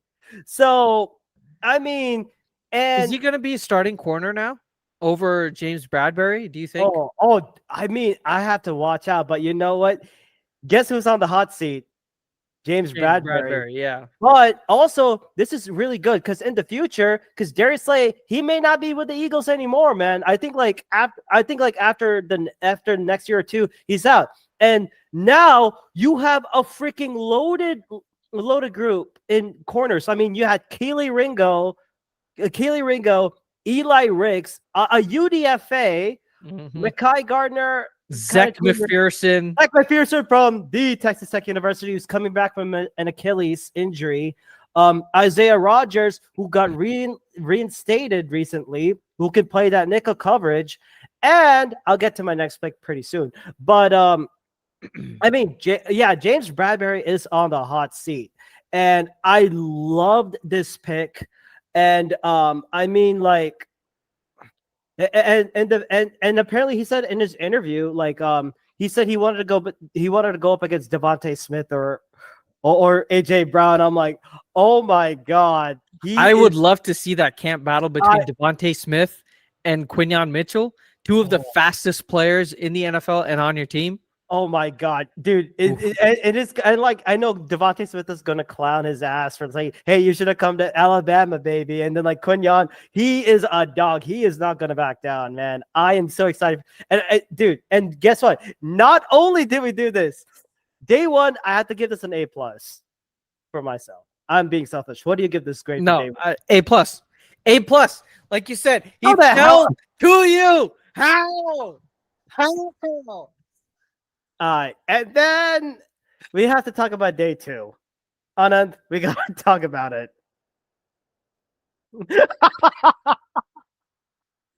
But okay, so I was watching like the on the Eagles channel. They had like this thing called Uninterrupted. Well, they show behind the scenes of during the gameplay. Apparently, Howie Roseman was trying to move some picks back, and then apparently he couldn't get a deal done with the Rams. And when the Rams take Jaden Fisk, Jaden Fisk, right? That's Braden what it Fisk. Braden Fisk. Howie Roseman was like, yes. And then he makes it, and then just like Howie Roseman does, he trades the 2 second-round picks that the Eagles have and a 6th round, numbers 50, 53, and 161 with the Washington Commanders for 40, 78, and 152. Brilliantly done. And who do we take at number 40? Someone who I projected to be in the first round. I expected him to be in our mock draft as round 1 talent. Cooper DeJean, or should I say Cooper DeJohn, because now he's a John from Iowa. Big Ten guy. He is a freaking Swift Army knife on defense, man. He could play corner. He could. I mean, what can he do? He could play safe. No, he's an overall football player. He could play safety. He could play outside corner. He could play inside corner. He could play zone. Oh, by the way, did you know that he's also a special teams ace as well? He can return kicks or punts. Oh my God. I mean, did you know in 2022 he had 75 tackles, 5 interceptions with 3 pick sixes, and 8 pass breakups. In 2023, he had 41 tackles, 2 interceptions, and 2 punt returns for touchdowns, but technically it should be 1 because 1 didn't count because of a penalty law. But unfortunately, the one thing which is probably why knocked him down to the 2nd round was that injury. He did have a broken fibula near the end of the season. And I think like after the combine, he hosted himself like a pro day in Iowa, saying like, "Hey, I'm healthy and I'm ready to go." This guy is a dog. He can tackle, and I mean to watch him. And by the way, he was like a freak. And I was watching, and he's also a multi-sport guy in his small town in Iowa. Man, he ran track, and he also played basketball too. And he's a damn good dunker, man. And I know this is hurting you so bad. Why? But why? I mean,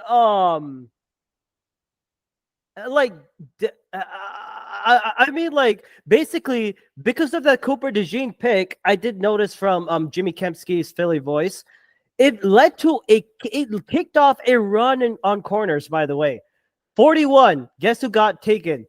Kool-Aid McKinstry. We traded him to the Saints. And then number 42, Kamari Lassiter. Mm-hmm. Texans. What the hell? Derek Stingley Jr. And then Max Melton. Oh, Max Melton to the Cards. My God. I mean, like, I thought we were gonna get him because he's the brother of Packers wide receiver Bo Melton. Oh, we were also, dude, the entirety of Packers Twitter were like, "Oh my God, is Cooper DeJean going to fall to us at 41?" But no, y'all had to freaking snipe him at 40. One pick. First, it was the Lions in the first round with Terry and Arnold. 1 pick in front of us. And then next, it's y'all. Dude, there are 3 things you don't do in life, Anand. Number one, you don't tug on Superman's cape. Number two, you don't piss in the wind. And number three, you're fighting a losing war when it comes to going up against Mr. freaking Howie Roseman. So Brian Goody Two Shoes can sit his ass down and let the master known as Howie Mother effing Roseman, who's a wizard. You're a wizard, Howie. Do his thing. But like you said, Brian Gutekunst cooked day 3, so I'll take that. I'll take that as a consolation prize. Yeah, and I mean, like, dude, Vic Fangio is gonna have so much fun. And by the way, for those that don't know, the Vic Fangio, Jeff Hafley is going to murder AJ Brown. Your Batmans are going to be cut off. Oh no, just like Bane. We are going to be your Bane. This is going to be, you know what? This is a reference to the Nightfall series of the Batman comics. By the way, we're going to be rising up like Azrael and cutting off that venom. Just like that, brother. And by the way, what you gonna do when you know who? How you gonna beat the lead, the mean green lead, midnight green legion, boy, when the Philadelphia Eagles are gonna come to Brazil and spank the living asses out of y'all. That's so bad that Joe Biden will probably have to announce a national emergency and send some aid to Brazil because they're gonna witness a freaking bloodbath. The bloodbath is the Philadelphia Eagles are gonna run rampart in Sao Paulo by kicking y'all's ass. Not before Jeff Hafley just locks up every single player on the Eagles. Oh, and by the way, that's gonna happen. A little bit of just watch out. Just watch out. Saquon Barkley, his legs are gonna get murdered by Devontae White and Kenny Clark. Keep on talking. Jalen Hurts is going to be assassinated by Edrin Cooper and Quay Walker coming in as linebacker blitzes. Who do you have at linebacker anyways? Oh, I'm gonna get it to Nicholas Morrow. Oh, who the hell is that? I'll be getting back to that. Quay Walker, Edrin Cooper. Oh, and by the way, pause. Know your role. I'm a call Jason Kelce. Huh? Y'all lost Jason Kelce. Oh, Kenny Clark is gonna run through whoever you have in the offensive line. Okay, who the hell is Cam Jurgens? I haven't got to that yet. You mean Lame Jerkins? Cam Jurgens, who's a Lame Jerkins. And by the way, you're facing the PhD of all offensive lines, by the way, in Jeff Stoutland, the president of Stoutland University, by the way. Only because you had Jason Kelce. That's all. Not only Jason Kelce, Lane Johnson, we took a freaking rugby player and converted him to one of the best left tackles. And I'll get to that later, y'all, ladies and gentlemen. So while the child is still daydreaming, by the way, he's lost in Maya, which is illusion. I have to open it up. I have to show him the knowledge and the truth, just like those damn illusionist Cowboys fans. But anyway, regarding about a Vic Fangio defense, quick short thing. You're looking at you're playing 2 safety shells. You're gonna have and basically, it's supposed to like confuse like all opposing offenses, and it all depends upon one keyword: versatility. You're looking at players that could play either the corner or the safety or the nickel dime role, and you're going to be playing with 2 structures. You're looking at a 3-4 front, light boxes, and a modern defense. And I mean. And again, you're getting 2 high shells before the snap. Those 2 high shells will enforce a lot of flexibility, especially when you have a guy like Cooper DeJean. You could play. I mean, I don't know if he's going to start as safety, but man, you giving a returning Chauncey Gardner-Johnson back, maybe Reed Blankenship. I'm not so sure. Sidney Brown, who's coming back from an ACL, an Achilles injury.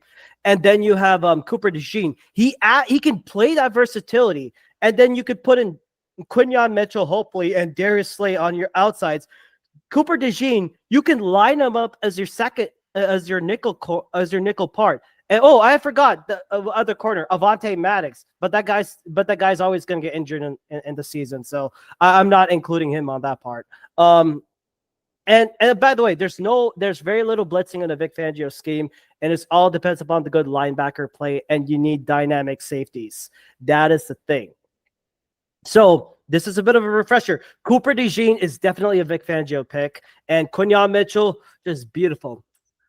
I think we're going to see Lito Shepherd 2.0, baby, right there. And then we had Trade Palooza, which, I mean, I'm all in for Howie Roseman trading picks, but when you're trading back and back and back and back and back, I'm like, oh my God, what the hell are you doing? They traded with the Texans one time, 78 for 86 and 123. But during that time, Kalen Bullock was taken, Matt Gonsalves was taken, Jermaine Burton was taken, Christian Haynes was taken, Tip Raymond was taken, Blake Corum was taken, Roman Wilson was taken, Zach Zinter was taken.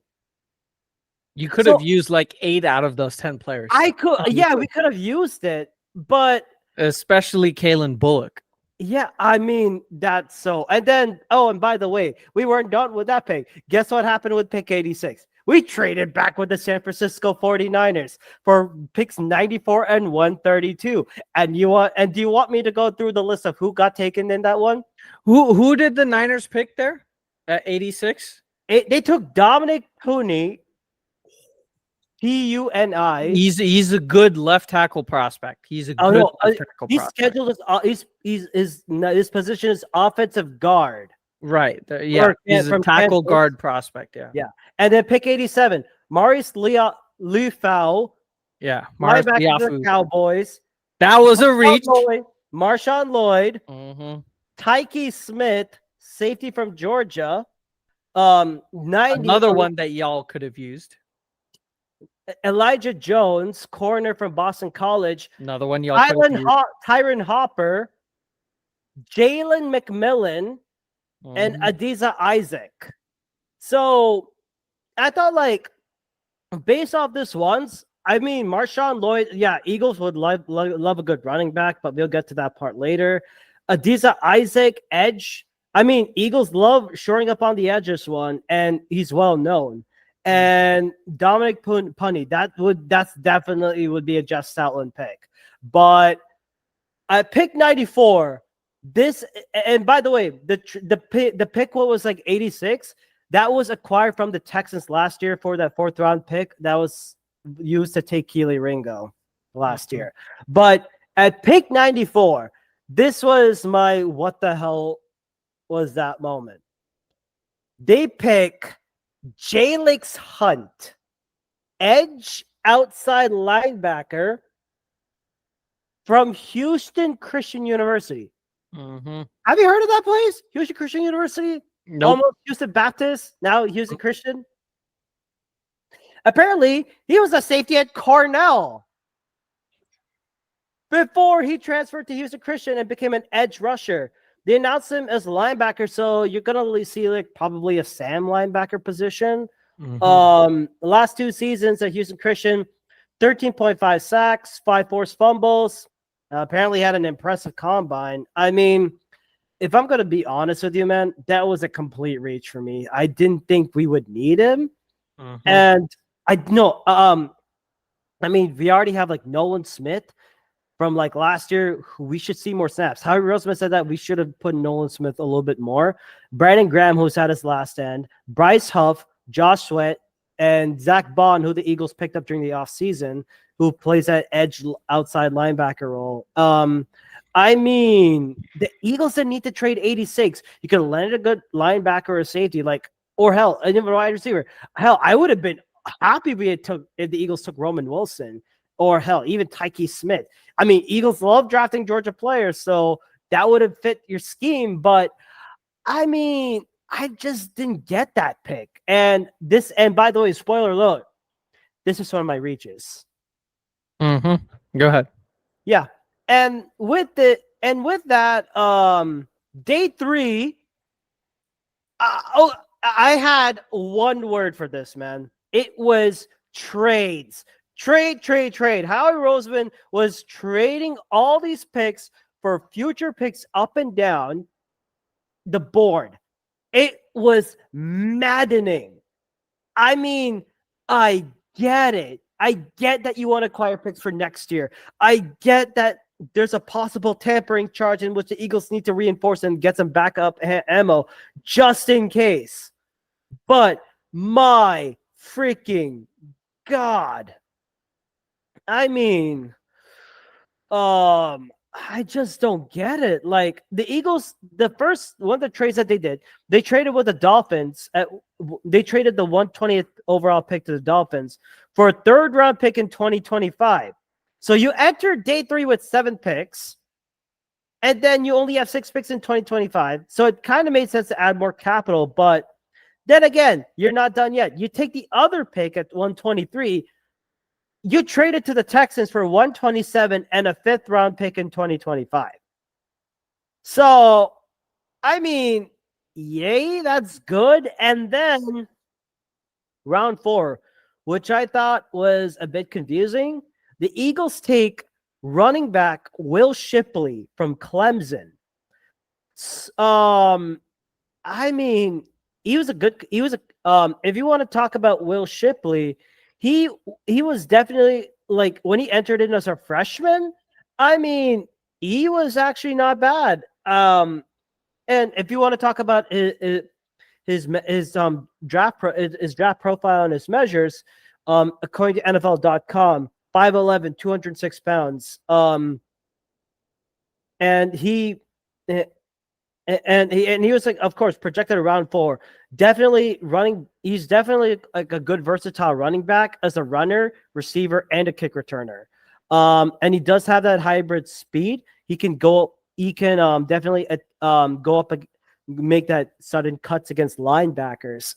He did have a big sophomore year when he rushed for 1,182 yards and 15 touchdowns.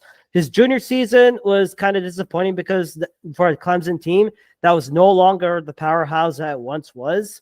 So his career, if you're looking at stats as a number, as a runner, 2021, 149 rushes, 739 rushing yards, 5 yards per carry, 11 touchdowns. 2022, which was the big one, 210 rushing yards, 210 rushes, 1,182 rushing yards, 5.6 yards per carry, and 15 touchdowns. So you're looking at one of those big, long distances or like short rushes. And then 2023, which was disappointing, 167 rushes, 827 yards, 5 yards per carry, 5 rushing touchdowns. But then as a receiver, we did see a little bit of an increase as well. Like, I mean, as a receiver, if you 2021 had 16 receptions, buck 16 yards. 2022, 38 catches, 38 receptions, 242 yards. And then 2023, 31 receptions, 244 yards, and 2 touchdowns. I mean, it's all right. And he does have that. Again, he also has like that special teams versatility. 34 he has returned 34 kicks for 904 yards, 26.6 per average, and 0 touchdowns during his collegiate career. So he does have versatility as a runner, receiver, and returner. And he did run a 4.39 40 at his pro day.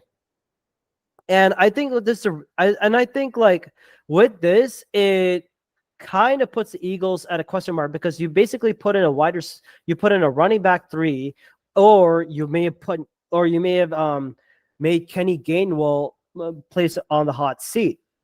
Because if you were to now that you're thinking about it, you entered the year with Saquon Barkley, and then your backup is Kenny Gainwell, who is running back, he was like a fourth round running back taken in the 2021 draft from Memphis, who has that pass blocking ability. And then after Gainwell, then you're going Will Shipley, and I don't know who the rest is. And basically, he does make sense as a running back too. So, okay, so here's the depth chart. You got Saquon Barkley, Kenny Gainwell, Will Shipley, Tyrion Davis-Price, and Lou Nichols. So, I mean, it's an okay pick, but I would have taken someone else from there. And then we were not done with this at all. at that the next thing the Eagles did, they traded the 132nd and the 210th overall picks to the Detroit Lions for the 164th and the 20 and the 201st overall picks in 2024, plus a fourth round pick in 2025. So, I mean, this was the third 25 pick. I mean, like, this is. I think like this was one of those days that Howie Roseman decided to say like, "F it, I'm gonna be like trading everything," and with this pick, and on round 5 at 152, the Eagles take uh, Anias Smith Jr. or Anias Smith, wide receiver from Texas A&M. I was very shocked, and I was a bit happy that the Eagles were able to take a small good gadget wide receiver from Texas A&M. And yes, although his sizes are and his measurables, like he's small, but he's very, very fast. And originally he was drafted as a running back. He entered the season, entered Texas A&M as a running back, and then he came out as a wide receiver. I mean, he's 5'9", 190 pounds, 29. He's small, but I mean, he has played not only like running back with additional receiver at Texas A&M, he also averaged 15 yards per catch in 2023. I mean, with Anias Smith, and this is something that this is a player that the new offensive coordinator for the Eagles, Kellen Moore, will be able to use more like for more gadget plays and jet sweeps, which is what Moore would love to do, like in Dallas, especially using Zeke, Pollard, then a combination of CeeDee Lamb and Gallup. And yeah, I think Brandon Cooks to some extent.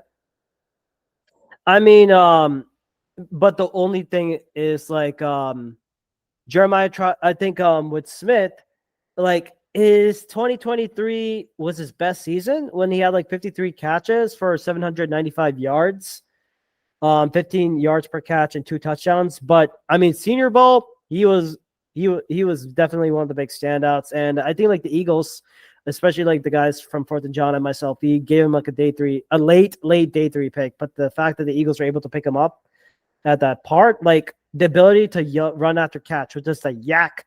I mean, ability to get in and out of the breaks. And I mean, by the way, you're getting the Eagles got 3 players with return abilities with Devontae Smith, Cooper DeJean, Will Shipley, and now with Anias Smith. This comes at an interesting time, especially with the new kickoff rules. And also, I think this is the part where like, this will go on to my next point. But then something happened. The Eagles did make a trade, but they traded up instead of down this time. They traded with the Indianapolis Colts. They traded picks 164 and 201 to get 150 for number 155. And the person that they got in pick 155, the man, the stud linebacker, and the son of a great Philadelphia Eagle linebacker, Jeremiah Trotter Jr., the prodigal son from Clemson, returns home to Philly like his dad.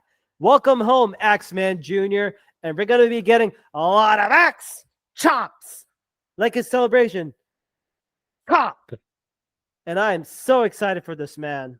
I mean, this is definitely like a feel-good story, and I mean, I'm so happy. And I almost like had a tear when I saw like the call between Howie Roseman and Jeffrey Lurie talking to Jeremiah Trotter Jr. and his dad, Jeremiah Trotter.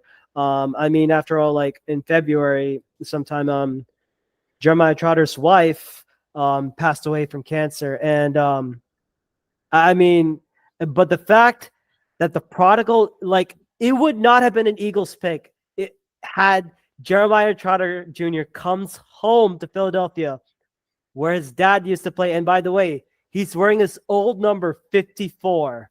Mm-hmm. And I mean, It's a sweet moment. It's a sweet moment. It is generate. It's like this is a bloodline.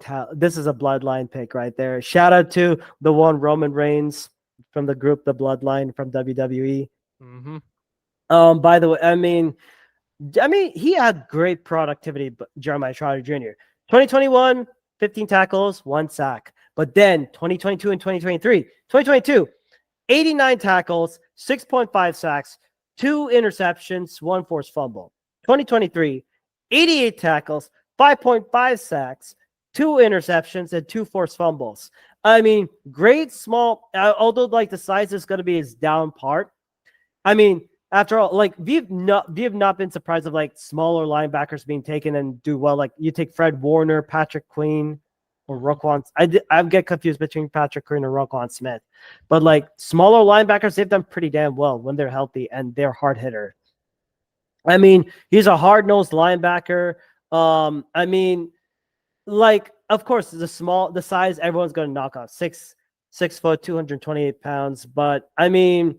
It's a damn good bargain, man. And the thing is, like, the fact that he was built up for this moment. He was raised by the Axeman himself, by an ex-Eagle Hall of Famer. This man is gonna get some damn good competition for Nakobe Dean, who's recovering, and don't forget Devin White, who the Eagles picked up in the offseason from the Tampa Bay Bucks. Washed.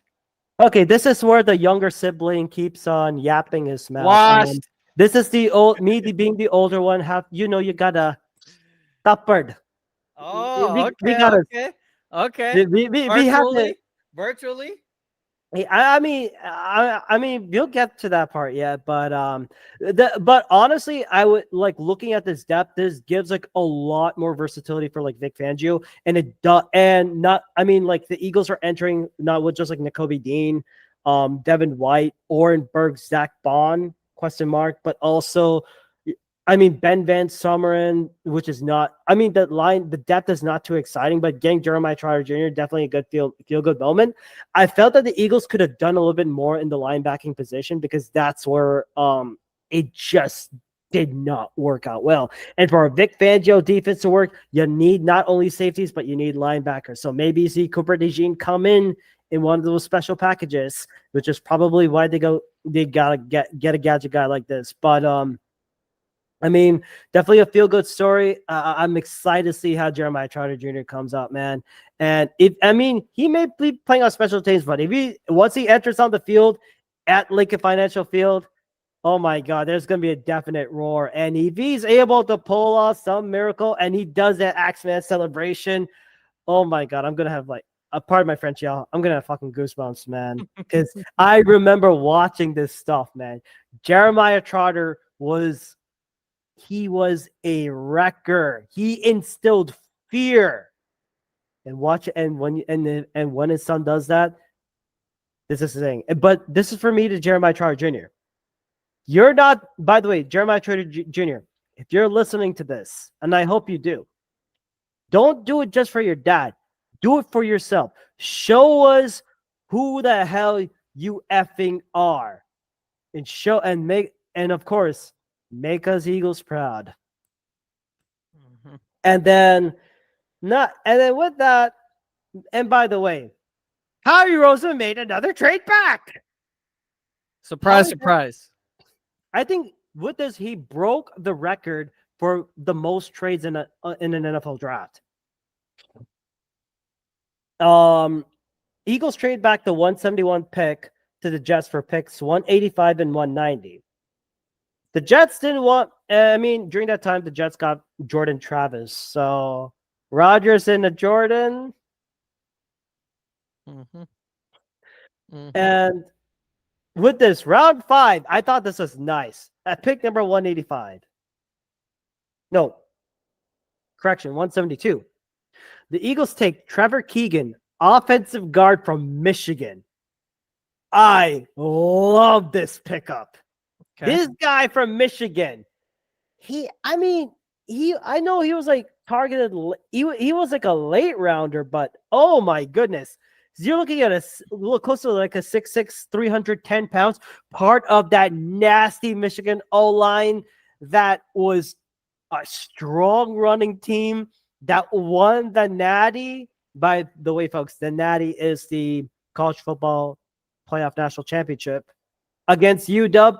A literal mauler and excellent with run blocking, pass protection. I mean, he could use like some refinement, but then again, you provide excellent depth. And by the way, I said this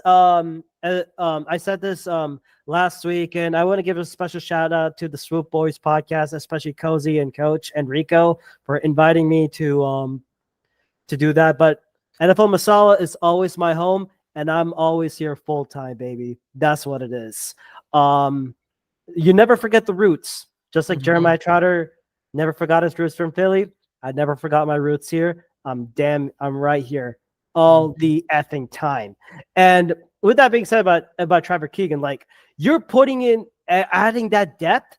I mean, with Matt Hennessy, Trevor Keegan could play also. I mean, not only is he with that guard, he can literally give competition for Tyler Steen, who's right now and company for the right guard position. And I mean, like, definitely this is a Jeff Stoutland pick. And by the way, I said this before on that Swoop Boys podcast. Did you know that Trevor Keegan allowed 0 sacks in his collegiate career in Michigan? It's a steal. I love this pick. And I mean, you adding him along with that beefy thing. Oh my God. I'm like salivating on this one. I love it. And then pick number 185. I was shocked. The Eagles were able to get that athletic freak in Johnny Wilson. The fact that he went to the 7th round. Round six, pick 85. Why call him an athletic freak? The size.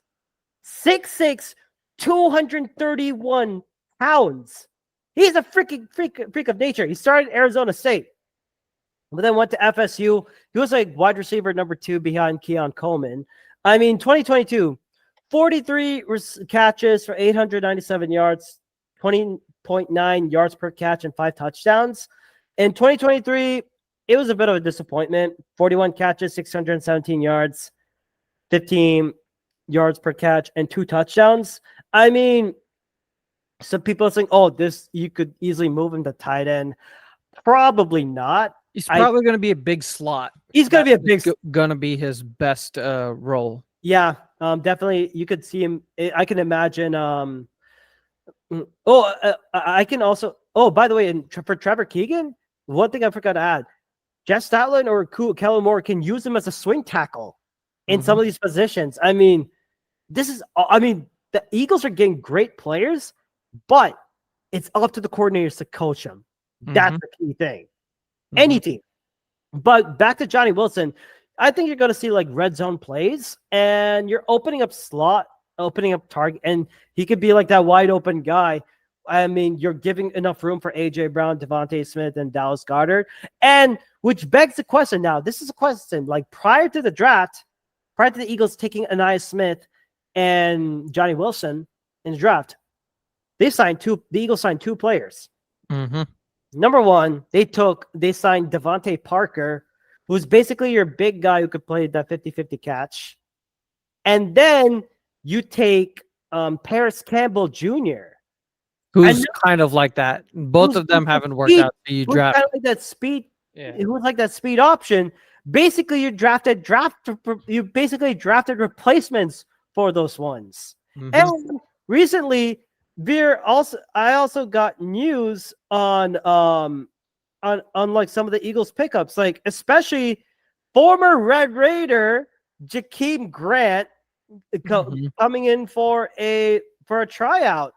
And I mean, like, it's definitely good, but it's fine. And then round 6, pick 190.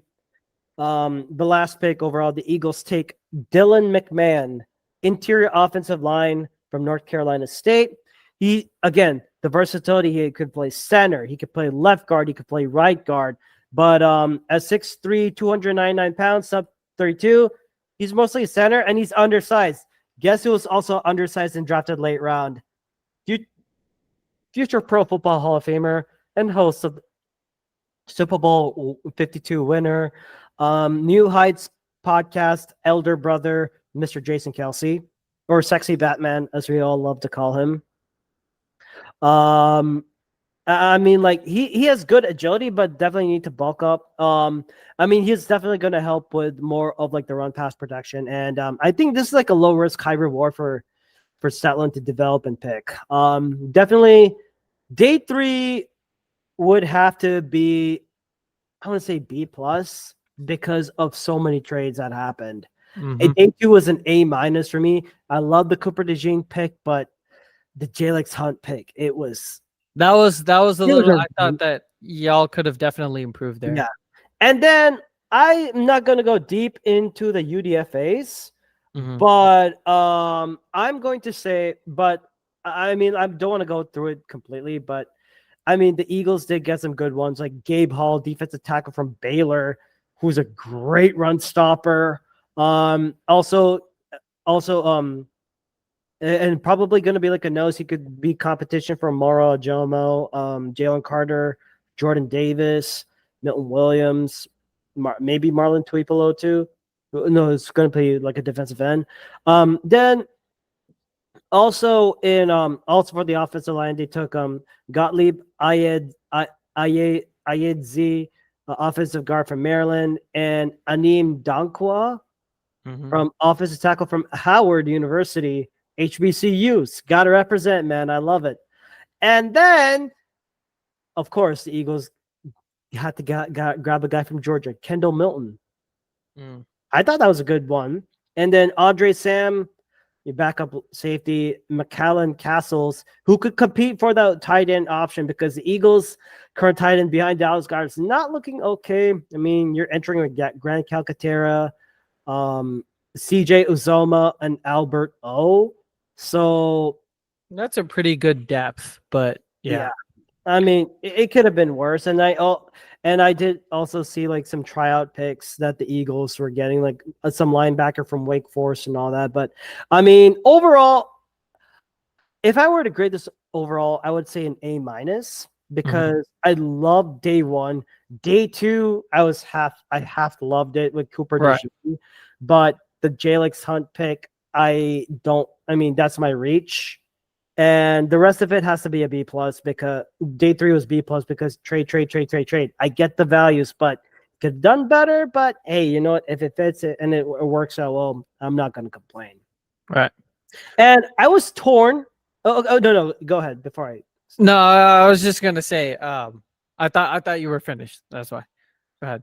But I think for my best pick, I'm kind of torn between Quinyon Mitchell and Cooper DeJean. So it's going to be tough. But you know what? If I'm going to say coin flip, I would say Quinyon Mitchell because he just fell right there. He just fell right into our laps. Yeah. And the Eagles didn't need to make a trade. I heard so many rumors that, Eagles are going to have to trade up to get Quinyon Mitchell. Mm-hmm. They didn't even need to. Yeah. You're going to fall. Yeah. So congratulations, NFL. Thank you for giving us Quinyon Mitchell. Mm-hmm. And of course, the biggest reach, Jalex Hunt. Yeah.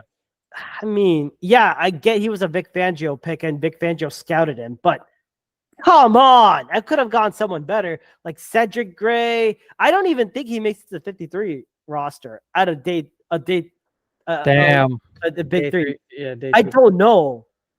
He could be a practice squad guy. If he works out well, I'll be happy. But if not, it's a waste of a pick. Mm-hmm. What are your thoughts on this one? Definitely, like you said, day 1 and day 2, I think, at least in the first 2 rounds, out of the park. Later rounds, definitely, I think, could have been worked on a little bit better. But yeah, I agree with your analysis there. So, alrighty, that's it for our teams. Now we're gonna talk about our 5 best draft steals and draft reaches. So yeah, let's get started. And then after that, we're gonna talk about the teams that we thought were the winner and the loser of this draft, and then we're going to conclude it. So, rapid fire moment here. So for me, my 5 best steals are Christian Mahogany, um, guard to the Lions at pick 210. Malik Damn. Washington, wide receiver to the Dolphins, 184. Jaden Hicks, who I really, really wanted, safety from the Chiefs at 133. Why? Cooper DeJean, Eagles at 40. I think you've covered it in full extent, so I don't really need to go into that pick. But definitely one of the best steals of the draft. And then I think Kalen King, not to be a homer, but I think this was a really good selection for us. At 255, it's a shot in the dark just to see if he can be developed under Jeff Hafley back to his 2022 form when he was projected to be one of the top 5 corners of the entire draft last year. So 2 years ago. Yeah. So I think definitely this is a very good steal for the Packers. But just going back to the first 3, Christian Mahogany, guard from the Lions, dude. I wanted this guy. He played for Boston College, run stuff. Like, he's a mauler in the run game, right? He fits perfectly with the Lions mentality. 9.64 RAS. He's a little bit undersized at 6'3", 314, but that doesn't really matter because he's so athletic. 5.13 40-yard dash. Really good vertical and broad jump, really good shuttle drill time at 4.53 seconds, and a pretty good arm length as well, 33.5 inches. And the best part about Christian Mahogany is just his run blocking ability, right? He is so big. Well, he uses his length and his athleticism perfectly. The thing is, like, he was overcoming an ACL injury, which is why I think he fell down so much. But to fall to pick 210 in the 6th round, just steal. The best draft. I thought he was going to go in the 3rd round. I thought the Packers were going to pick him up at 88 or 91. I would have been ecstatic if they did. But the fact that he fell to the Lions in the 6th round, dude, Damn. perfect. Like, he fits the Lions mentality so well. So I think a perfect selection for them. Then Malik Washington, wide receiver for the Dolphins at pick 184. All right. So he is not necessarily the most athletic per se.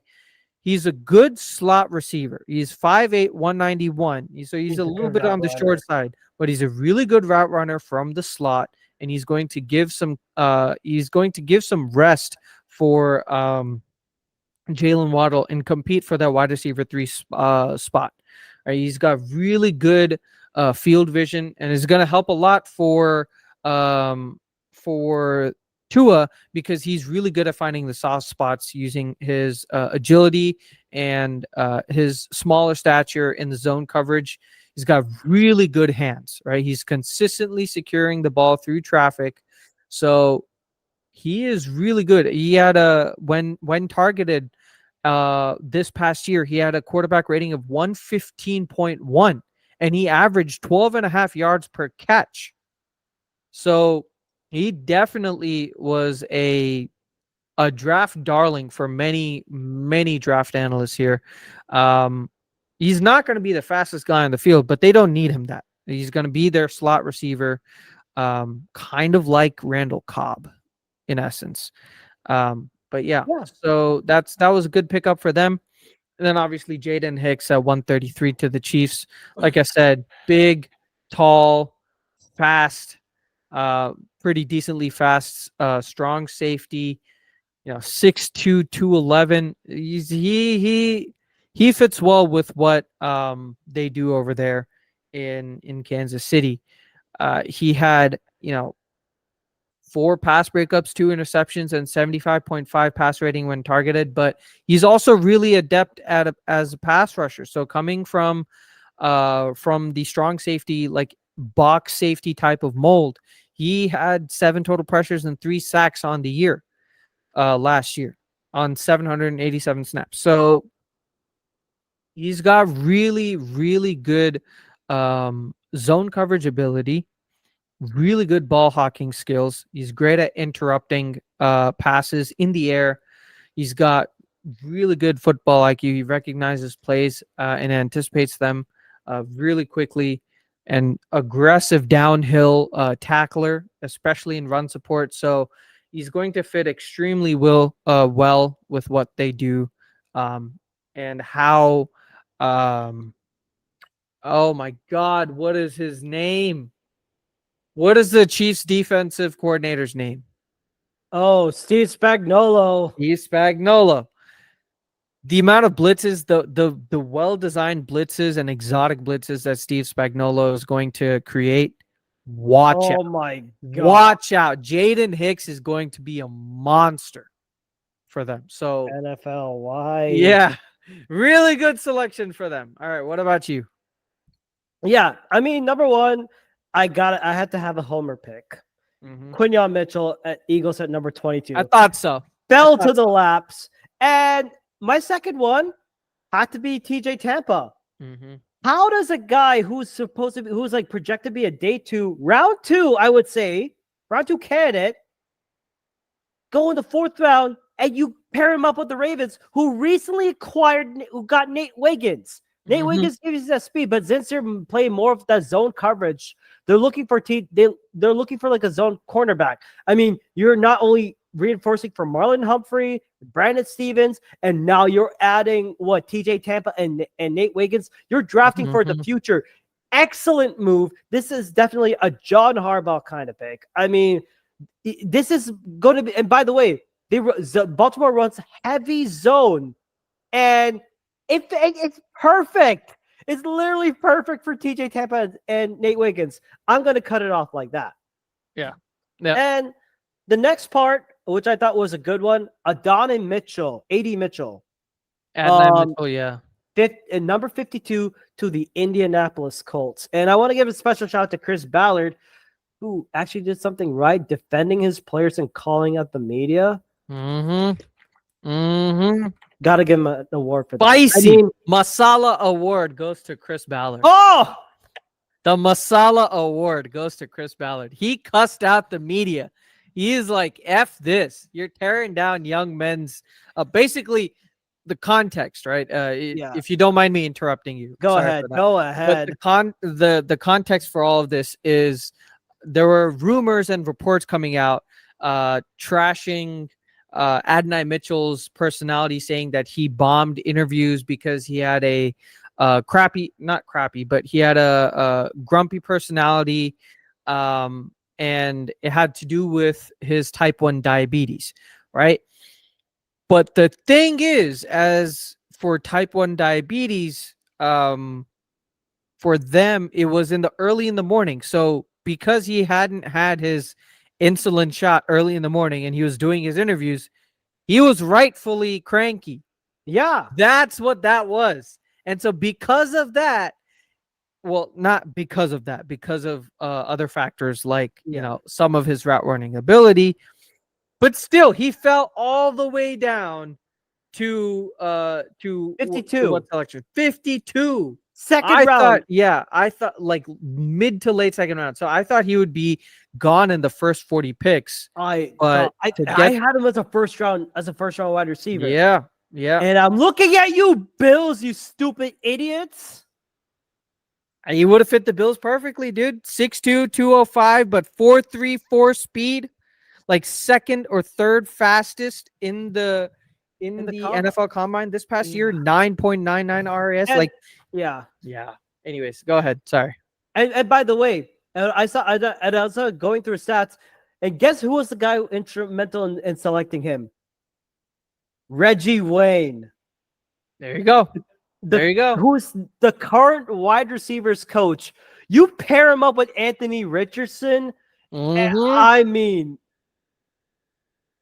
yep. Like how do the folks in the South say, Jesus, take the wheel? I mean, you pair him up with Michael Pittman Jr., Josh Downs. I mean, who's their slot? I think this Colts offense with Shane Steichen it's going to be. If Anthony Richardson can stay healthy throughout the entire year, Jonathan Taylor, their running back, that offensive line, dude, it's going to be a fun offense to watch. Oh, definitely top 15. Yeah, And one more thing, I want to add on to Chris Ballard, like the way he was talking about it, like "F you guys" and the reporters. Mm. It kind of reminded me of throwback of Oklahoma State coach Mike Gundy calling out the press conference. "I'm a man. I'm 40. Come after me." You need to watch. Yeah, I recommend do. you watching it, man. But those that know this stuff, remember, I'm a man. I'm 40. Come at me. Don't come at those players. And or as our president would like to say, that's a bunch of malarkey right there. Mhm. Okay. Moving aside the politics and all that stuff, my number 4 one was Troy Franklin, wide receiver, Denver Broncos, 4th round, number 102 overall. I thought it was a good pickup because guess what? Guess who he's paired with? His old teammate, Bo Nix. And by the way, Troy Franklin was like what, number 1 or number 2 wide receiver, I think. But No. Like 5 or 6. is this 5 or 6? Probably like But in he the is second group. Yeah, in his second group. But I mean, like with Bo Nix being a being a deep passer, Franklin has that speed, 6'2", 176. I mean, he has. I mean, bit of a size. I mean, yeah, size is not that. But hell, if Cortland Sutton doesn't work out, you got Troy Franklin working for him. And my goodness, that speed and the yak ability. Oh man, Bo Nix and Troy Franklin. Those that suffered it during the Oregon era, prepare yourselves. It's coming back to haunt you in the AFC West unless Sean Payton actually has an actual offensive scheme. Mhm. And I also think this is also a good personal one.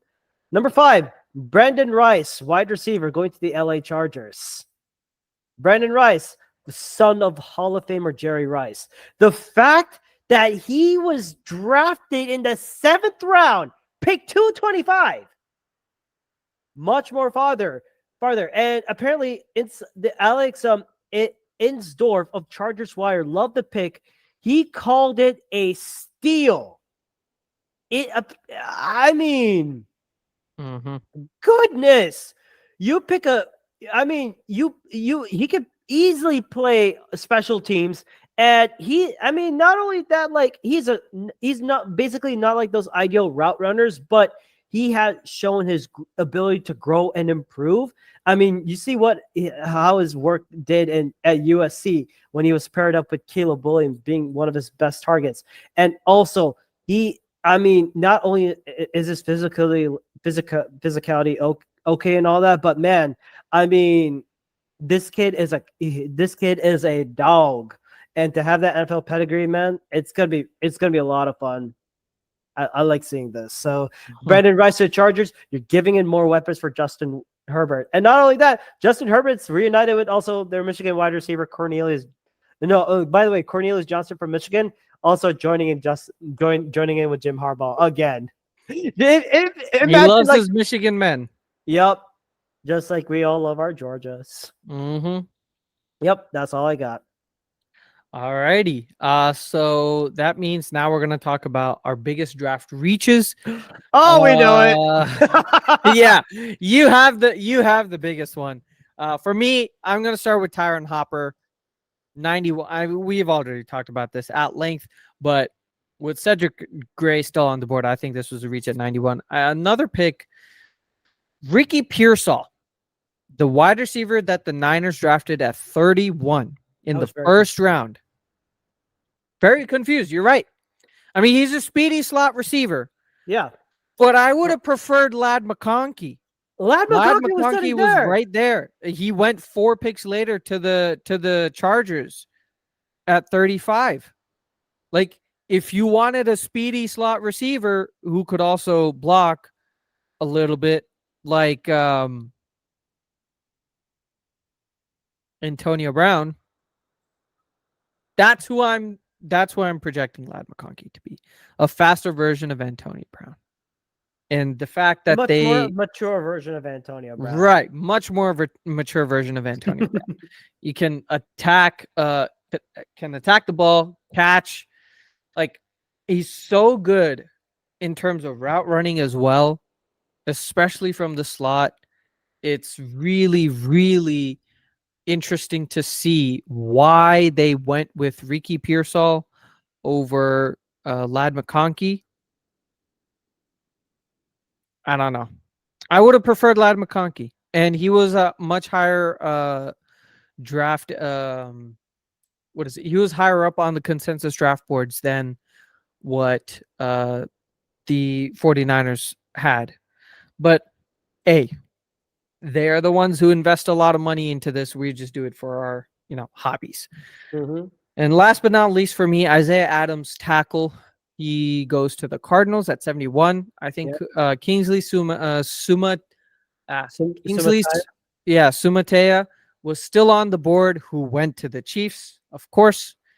Kingsley was a much better run blocker, in my opinion, than Isaiah Adams. But again, offensive line is hard to really it takes a lot of time for development. Exactly that, and also it's really hard to scout from just like from just like one or two film sessions, right? You need to go deep into the film. You need to understand what the college offenses were doing, how they were actually using their offensive linemen, whether they were in the correct schemes or not. With wide receivers, you can see if the wide receiver can be a good NFL prospect if let's say they have amazing hands. More often than not, if they can catch anything, then they could become a good NFL prospect. Or like if they're a really good college route runner and they didn't really have the production, that can be easily translated to the NFL, right? But for the offensive line, it becomes much, much more difficult to translate.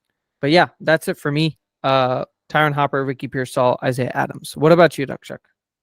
Number 1, we all know Michael Penix. We all know. Biggest draft reach of all time. You know damn well why.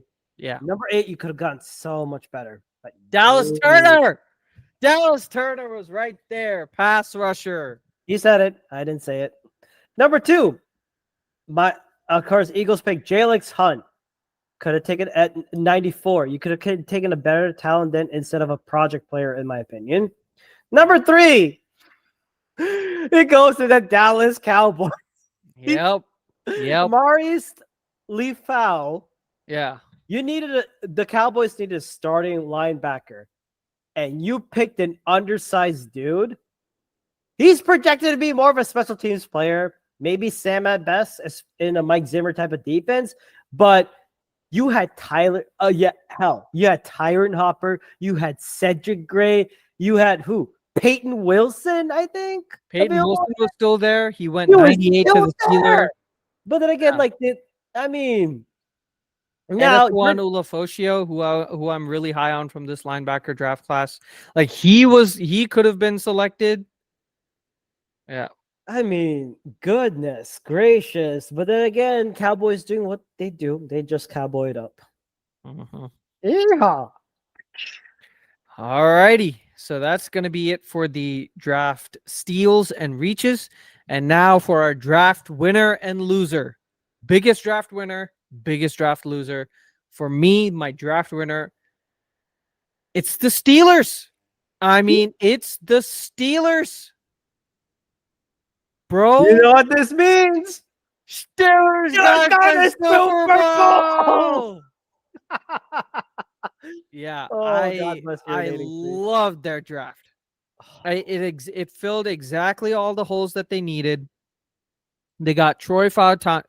They had 7 picks, and each of them could probably 5 out of those 7 picks can be starters. Troy Fautanu, guard, first round pick. One of the best offensive line prospects that we've seen in a while. Zach Frazier, starting center. Roman Wilson, starting slot receiver, big slot receiver. Peyton Wilson, starting like Sam linebacker, especially since they signed Patrick Queen. That's going to be an excellent combo in Patrick Queen and Peyton Wilson. Mason McCormick, highly athletic, really talented guard in the 4th round. Logan Lee, D tackle in the 6th round, and Ryan Watts, corner in the 6th round as well. And the reason why I think they won this draft, like I said, 5 out of their 7 picks can be starters, but also, dude, they completely rebuilt their entire O-line in 2 drafts with star-studded talent. They followed our mantra. I Build know. through the trenches. Namaha. Namaha. Build through the trenches. Namaha. Build through the trenches. Namaha. Like they followed it perfectly. They got Broderick Jones last year at 14, right tackle. 2024, they drafted Troy Fautanu at 20, left tackle. Zach Frazier at 51, left guard or center. Mason McCormick at 119, center or left guard, depending on how they rotate these players. So now their starting O-line looks like Troy Fautanu, Mason McCormick, Zach Frazier, James Daniels, and Broderick Jones. I think this is a perfect position for Russell Wilson to come in. He's got a really decent wide receiving core. George Pickens, Roman Wilson, Van Jefferson. It's decent. It's good. They got Pat Freiermuth, Darnell Washington as their tight ends. A really good, underrated tight end group. And then you also have this offensive line. Really, really solid offensive line. Dude, they're gonna make some waves, man. The Steelers. If Russell Wilson can be a decent game like ball distributor, yeah. Hey, Steelers could get back into the playoffs next year. Honor help. What's up, y'all? Steelers country. Russell Wilson right here. So proud of my picks right there. As my boy Anand from the Packers Nation said, we're just ready, we're ready to ball out. Shout out to the Wilsons right there. We got the Wilson connection going on. We got myself, Russell Wilson, Mr. Unlimited right here. Then we also got Roman Wilson ready to go. Baby, Steelers country, let's welt. Oh, Damn it! He overtook you again. He overtook me. It's like you have a psychic connection to him somewhere, somehow. Yeah, I mean, it just snaps back, man. Insane. But I think this is one thing, we all have to say together. Steelers are going to the Super Bowl. They're going to the Super Bowl, man. If they actually do it, I think. Yo. And of course, that'd be hilarious. Oh my God, the high-end talent. And I think now my winner. Yeah. This is a really tough one. It was tough. I mean, I saw almost identical good drafts. I mean, because I said Chiefs, Ravens, but I have a wild card that I'm going to throw out. Okay. It pains me to say this, but it's the Arizona Cardinals. Yeah, no, I see it. They mean, had an awesome they nailed day 1 and day 2, my point. I mean, you take Marvin Harrison Jr., you're the best weapon yet you can give for Kyler Murray. And then you're reinforcing on the defensive side, which implies on the Jonathan Gannon heavy zone. Darius Robinson from Mizzou. Decent late round pickup. Yeah. And then also, don't forget, you get Max Melton from Rutgers, who underrated corner. Underrated. And then Florida State. You get a backup and running back to James Conner. You get Trey Benson. I mean, they were just stacking and loading, and of course, that running game with Trey Benson and James Conner is going to be filthy. God. Filthy. Not only that, they weren't done just yet. The Illinois offensive guard, Isaiah Adams, he was taken by the Cardinals. And also, they got the tight end Tip Ryman. I'm not sure about his grade, though. I would say he's a blocking tight end, but he's an extremely effective blocking tight end. He'll be a backup to Elijah Higgins and Trey McBride. And then Boston College, they got another defensive back, Elijah Jones. Man, Jonathan Gannon loves these zone corners. That's what he's immediately going to take. And then this one hurts me the most. On your guy. They take my guy from the Texas Tech University, Dadrian Taylor Demerson. DTD. No, DTD. Yeah. And and another steal, Christian Jones, tackle from Texas in the 5th round. And Clemson linebacker Xavier Thomas. I mean, all right. He would have been the one of the last remaining linebackers after Jeremiah Trotter Jr. was taken. Then you got a University Alabama Birmingham, Tejuan Palmer didn't have a grade for him, and then Miami defensive back Jaden Davis. So I mean, this is all defensive parts. And I think like this is, I mean, having talent on the back end and reinforcing at the times of injuries. I mean, you're getting great values. Damn, the Cardinals had a strong draft. They could get 6 starters out of these 12 picks that they have. My That's a God. 50% hit rate. That's And insane if I'm looking on the at conservative end. Yeah. yeah, and if I'm looking at the part, like hell, Buda Baker, if Buda Baker's not healthy, Taylor Damerson's taking over that spot. Mm-hmm. If Sean Murphy Bunting isn't working out, Elijah Jones, Garrett Williams is entering as questionable. Max Melton can easily take it. Mm-hmm. You're getting good rooks to come and take over, man. Yep. I mean, That secondary is pretty good. it is getting. I mean, I don't want to give him credit, but Jonathan Gannon is doing some. It's getting some kind of like spiritual awakening. Mm-hmm. And I still believe he's the reason why we freaking lost the Super Bowl. All right. Let's cut it right there. All righty. So now the biggest draft losers. That's gonna be our last one for the show today. For me, it has to be Sean Payton.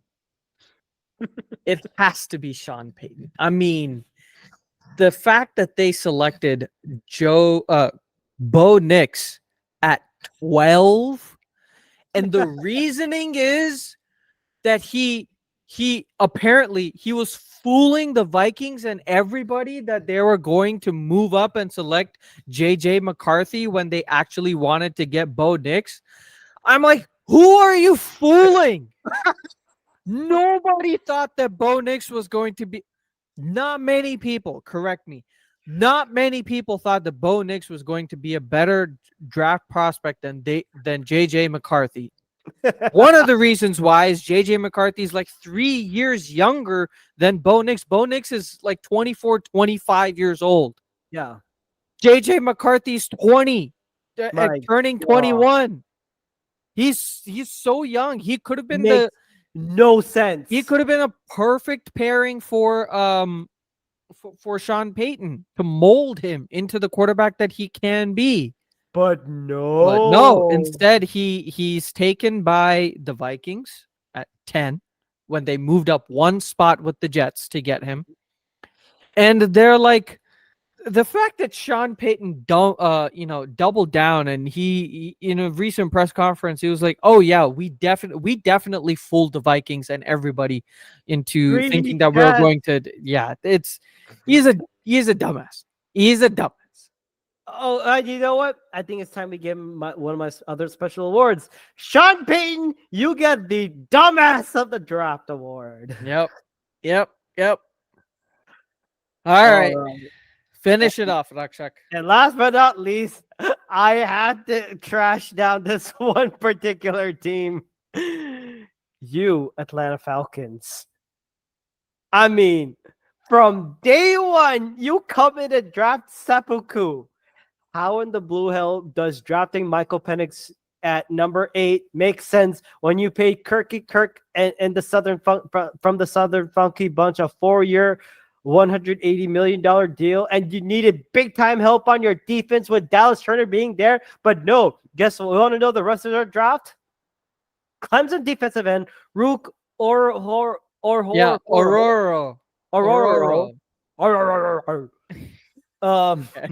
Washington reach again. Another reach. Oregon defensive end, Brandon Dorless. He was fine. But That's fine. Rororo, he was drafted when Johnny Newton was still there, and Johnny Newton widely regarded as the second best defensive tackle in this draft class after Byron Murphy, excuse me. And the fact that Johnny Newton was not even selected here, and Rook Ororo, who was like the 5th best defensive tackle, was drafted. They have to re-sign Calais Campbell back, man. That's how bad it is. And then, not only that, JD Bertrand from Notre Dame Yeah. In the 5th round, reach. Oh, and Alabama running back Jace McClellan, Another reach. Illinois wide receiver Casey Washington. I haven't watched enough tape. And Georgia defensive and Zion Logue. I mean, Ooh. Yeah. they Especially for the fact that for Rook Ororo, they had to trade a future 2nd round pick to get that 2nd round pick this year, I think.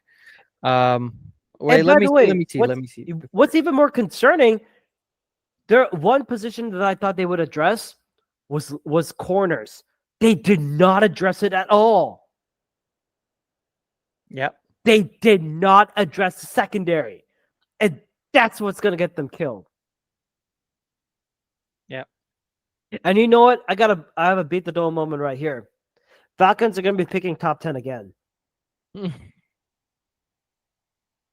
committed draft seppuku, and you blew it. One job, and you blew it. You couldn't even do that shit right. Alrighty. So that's going to be it for us today. Thank you guys for joining the show, for watching or listening to us.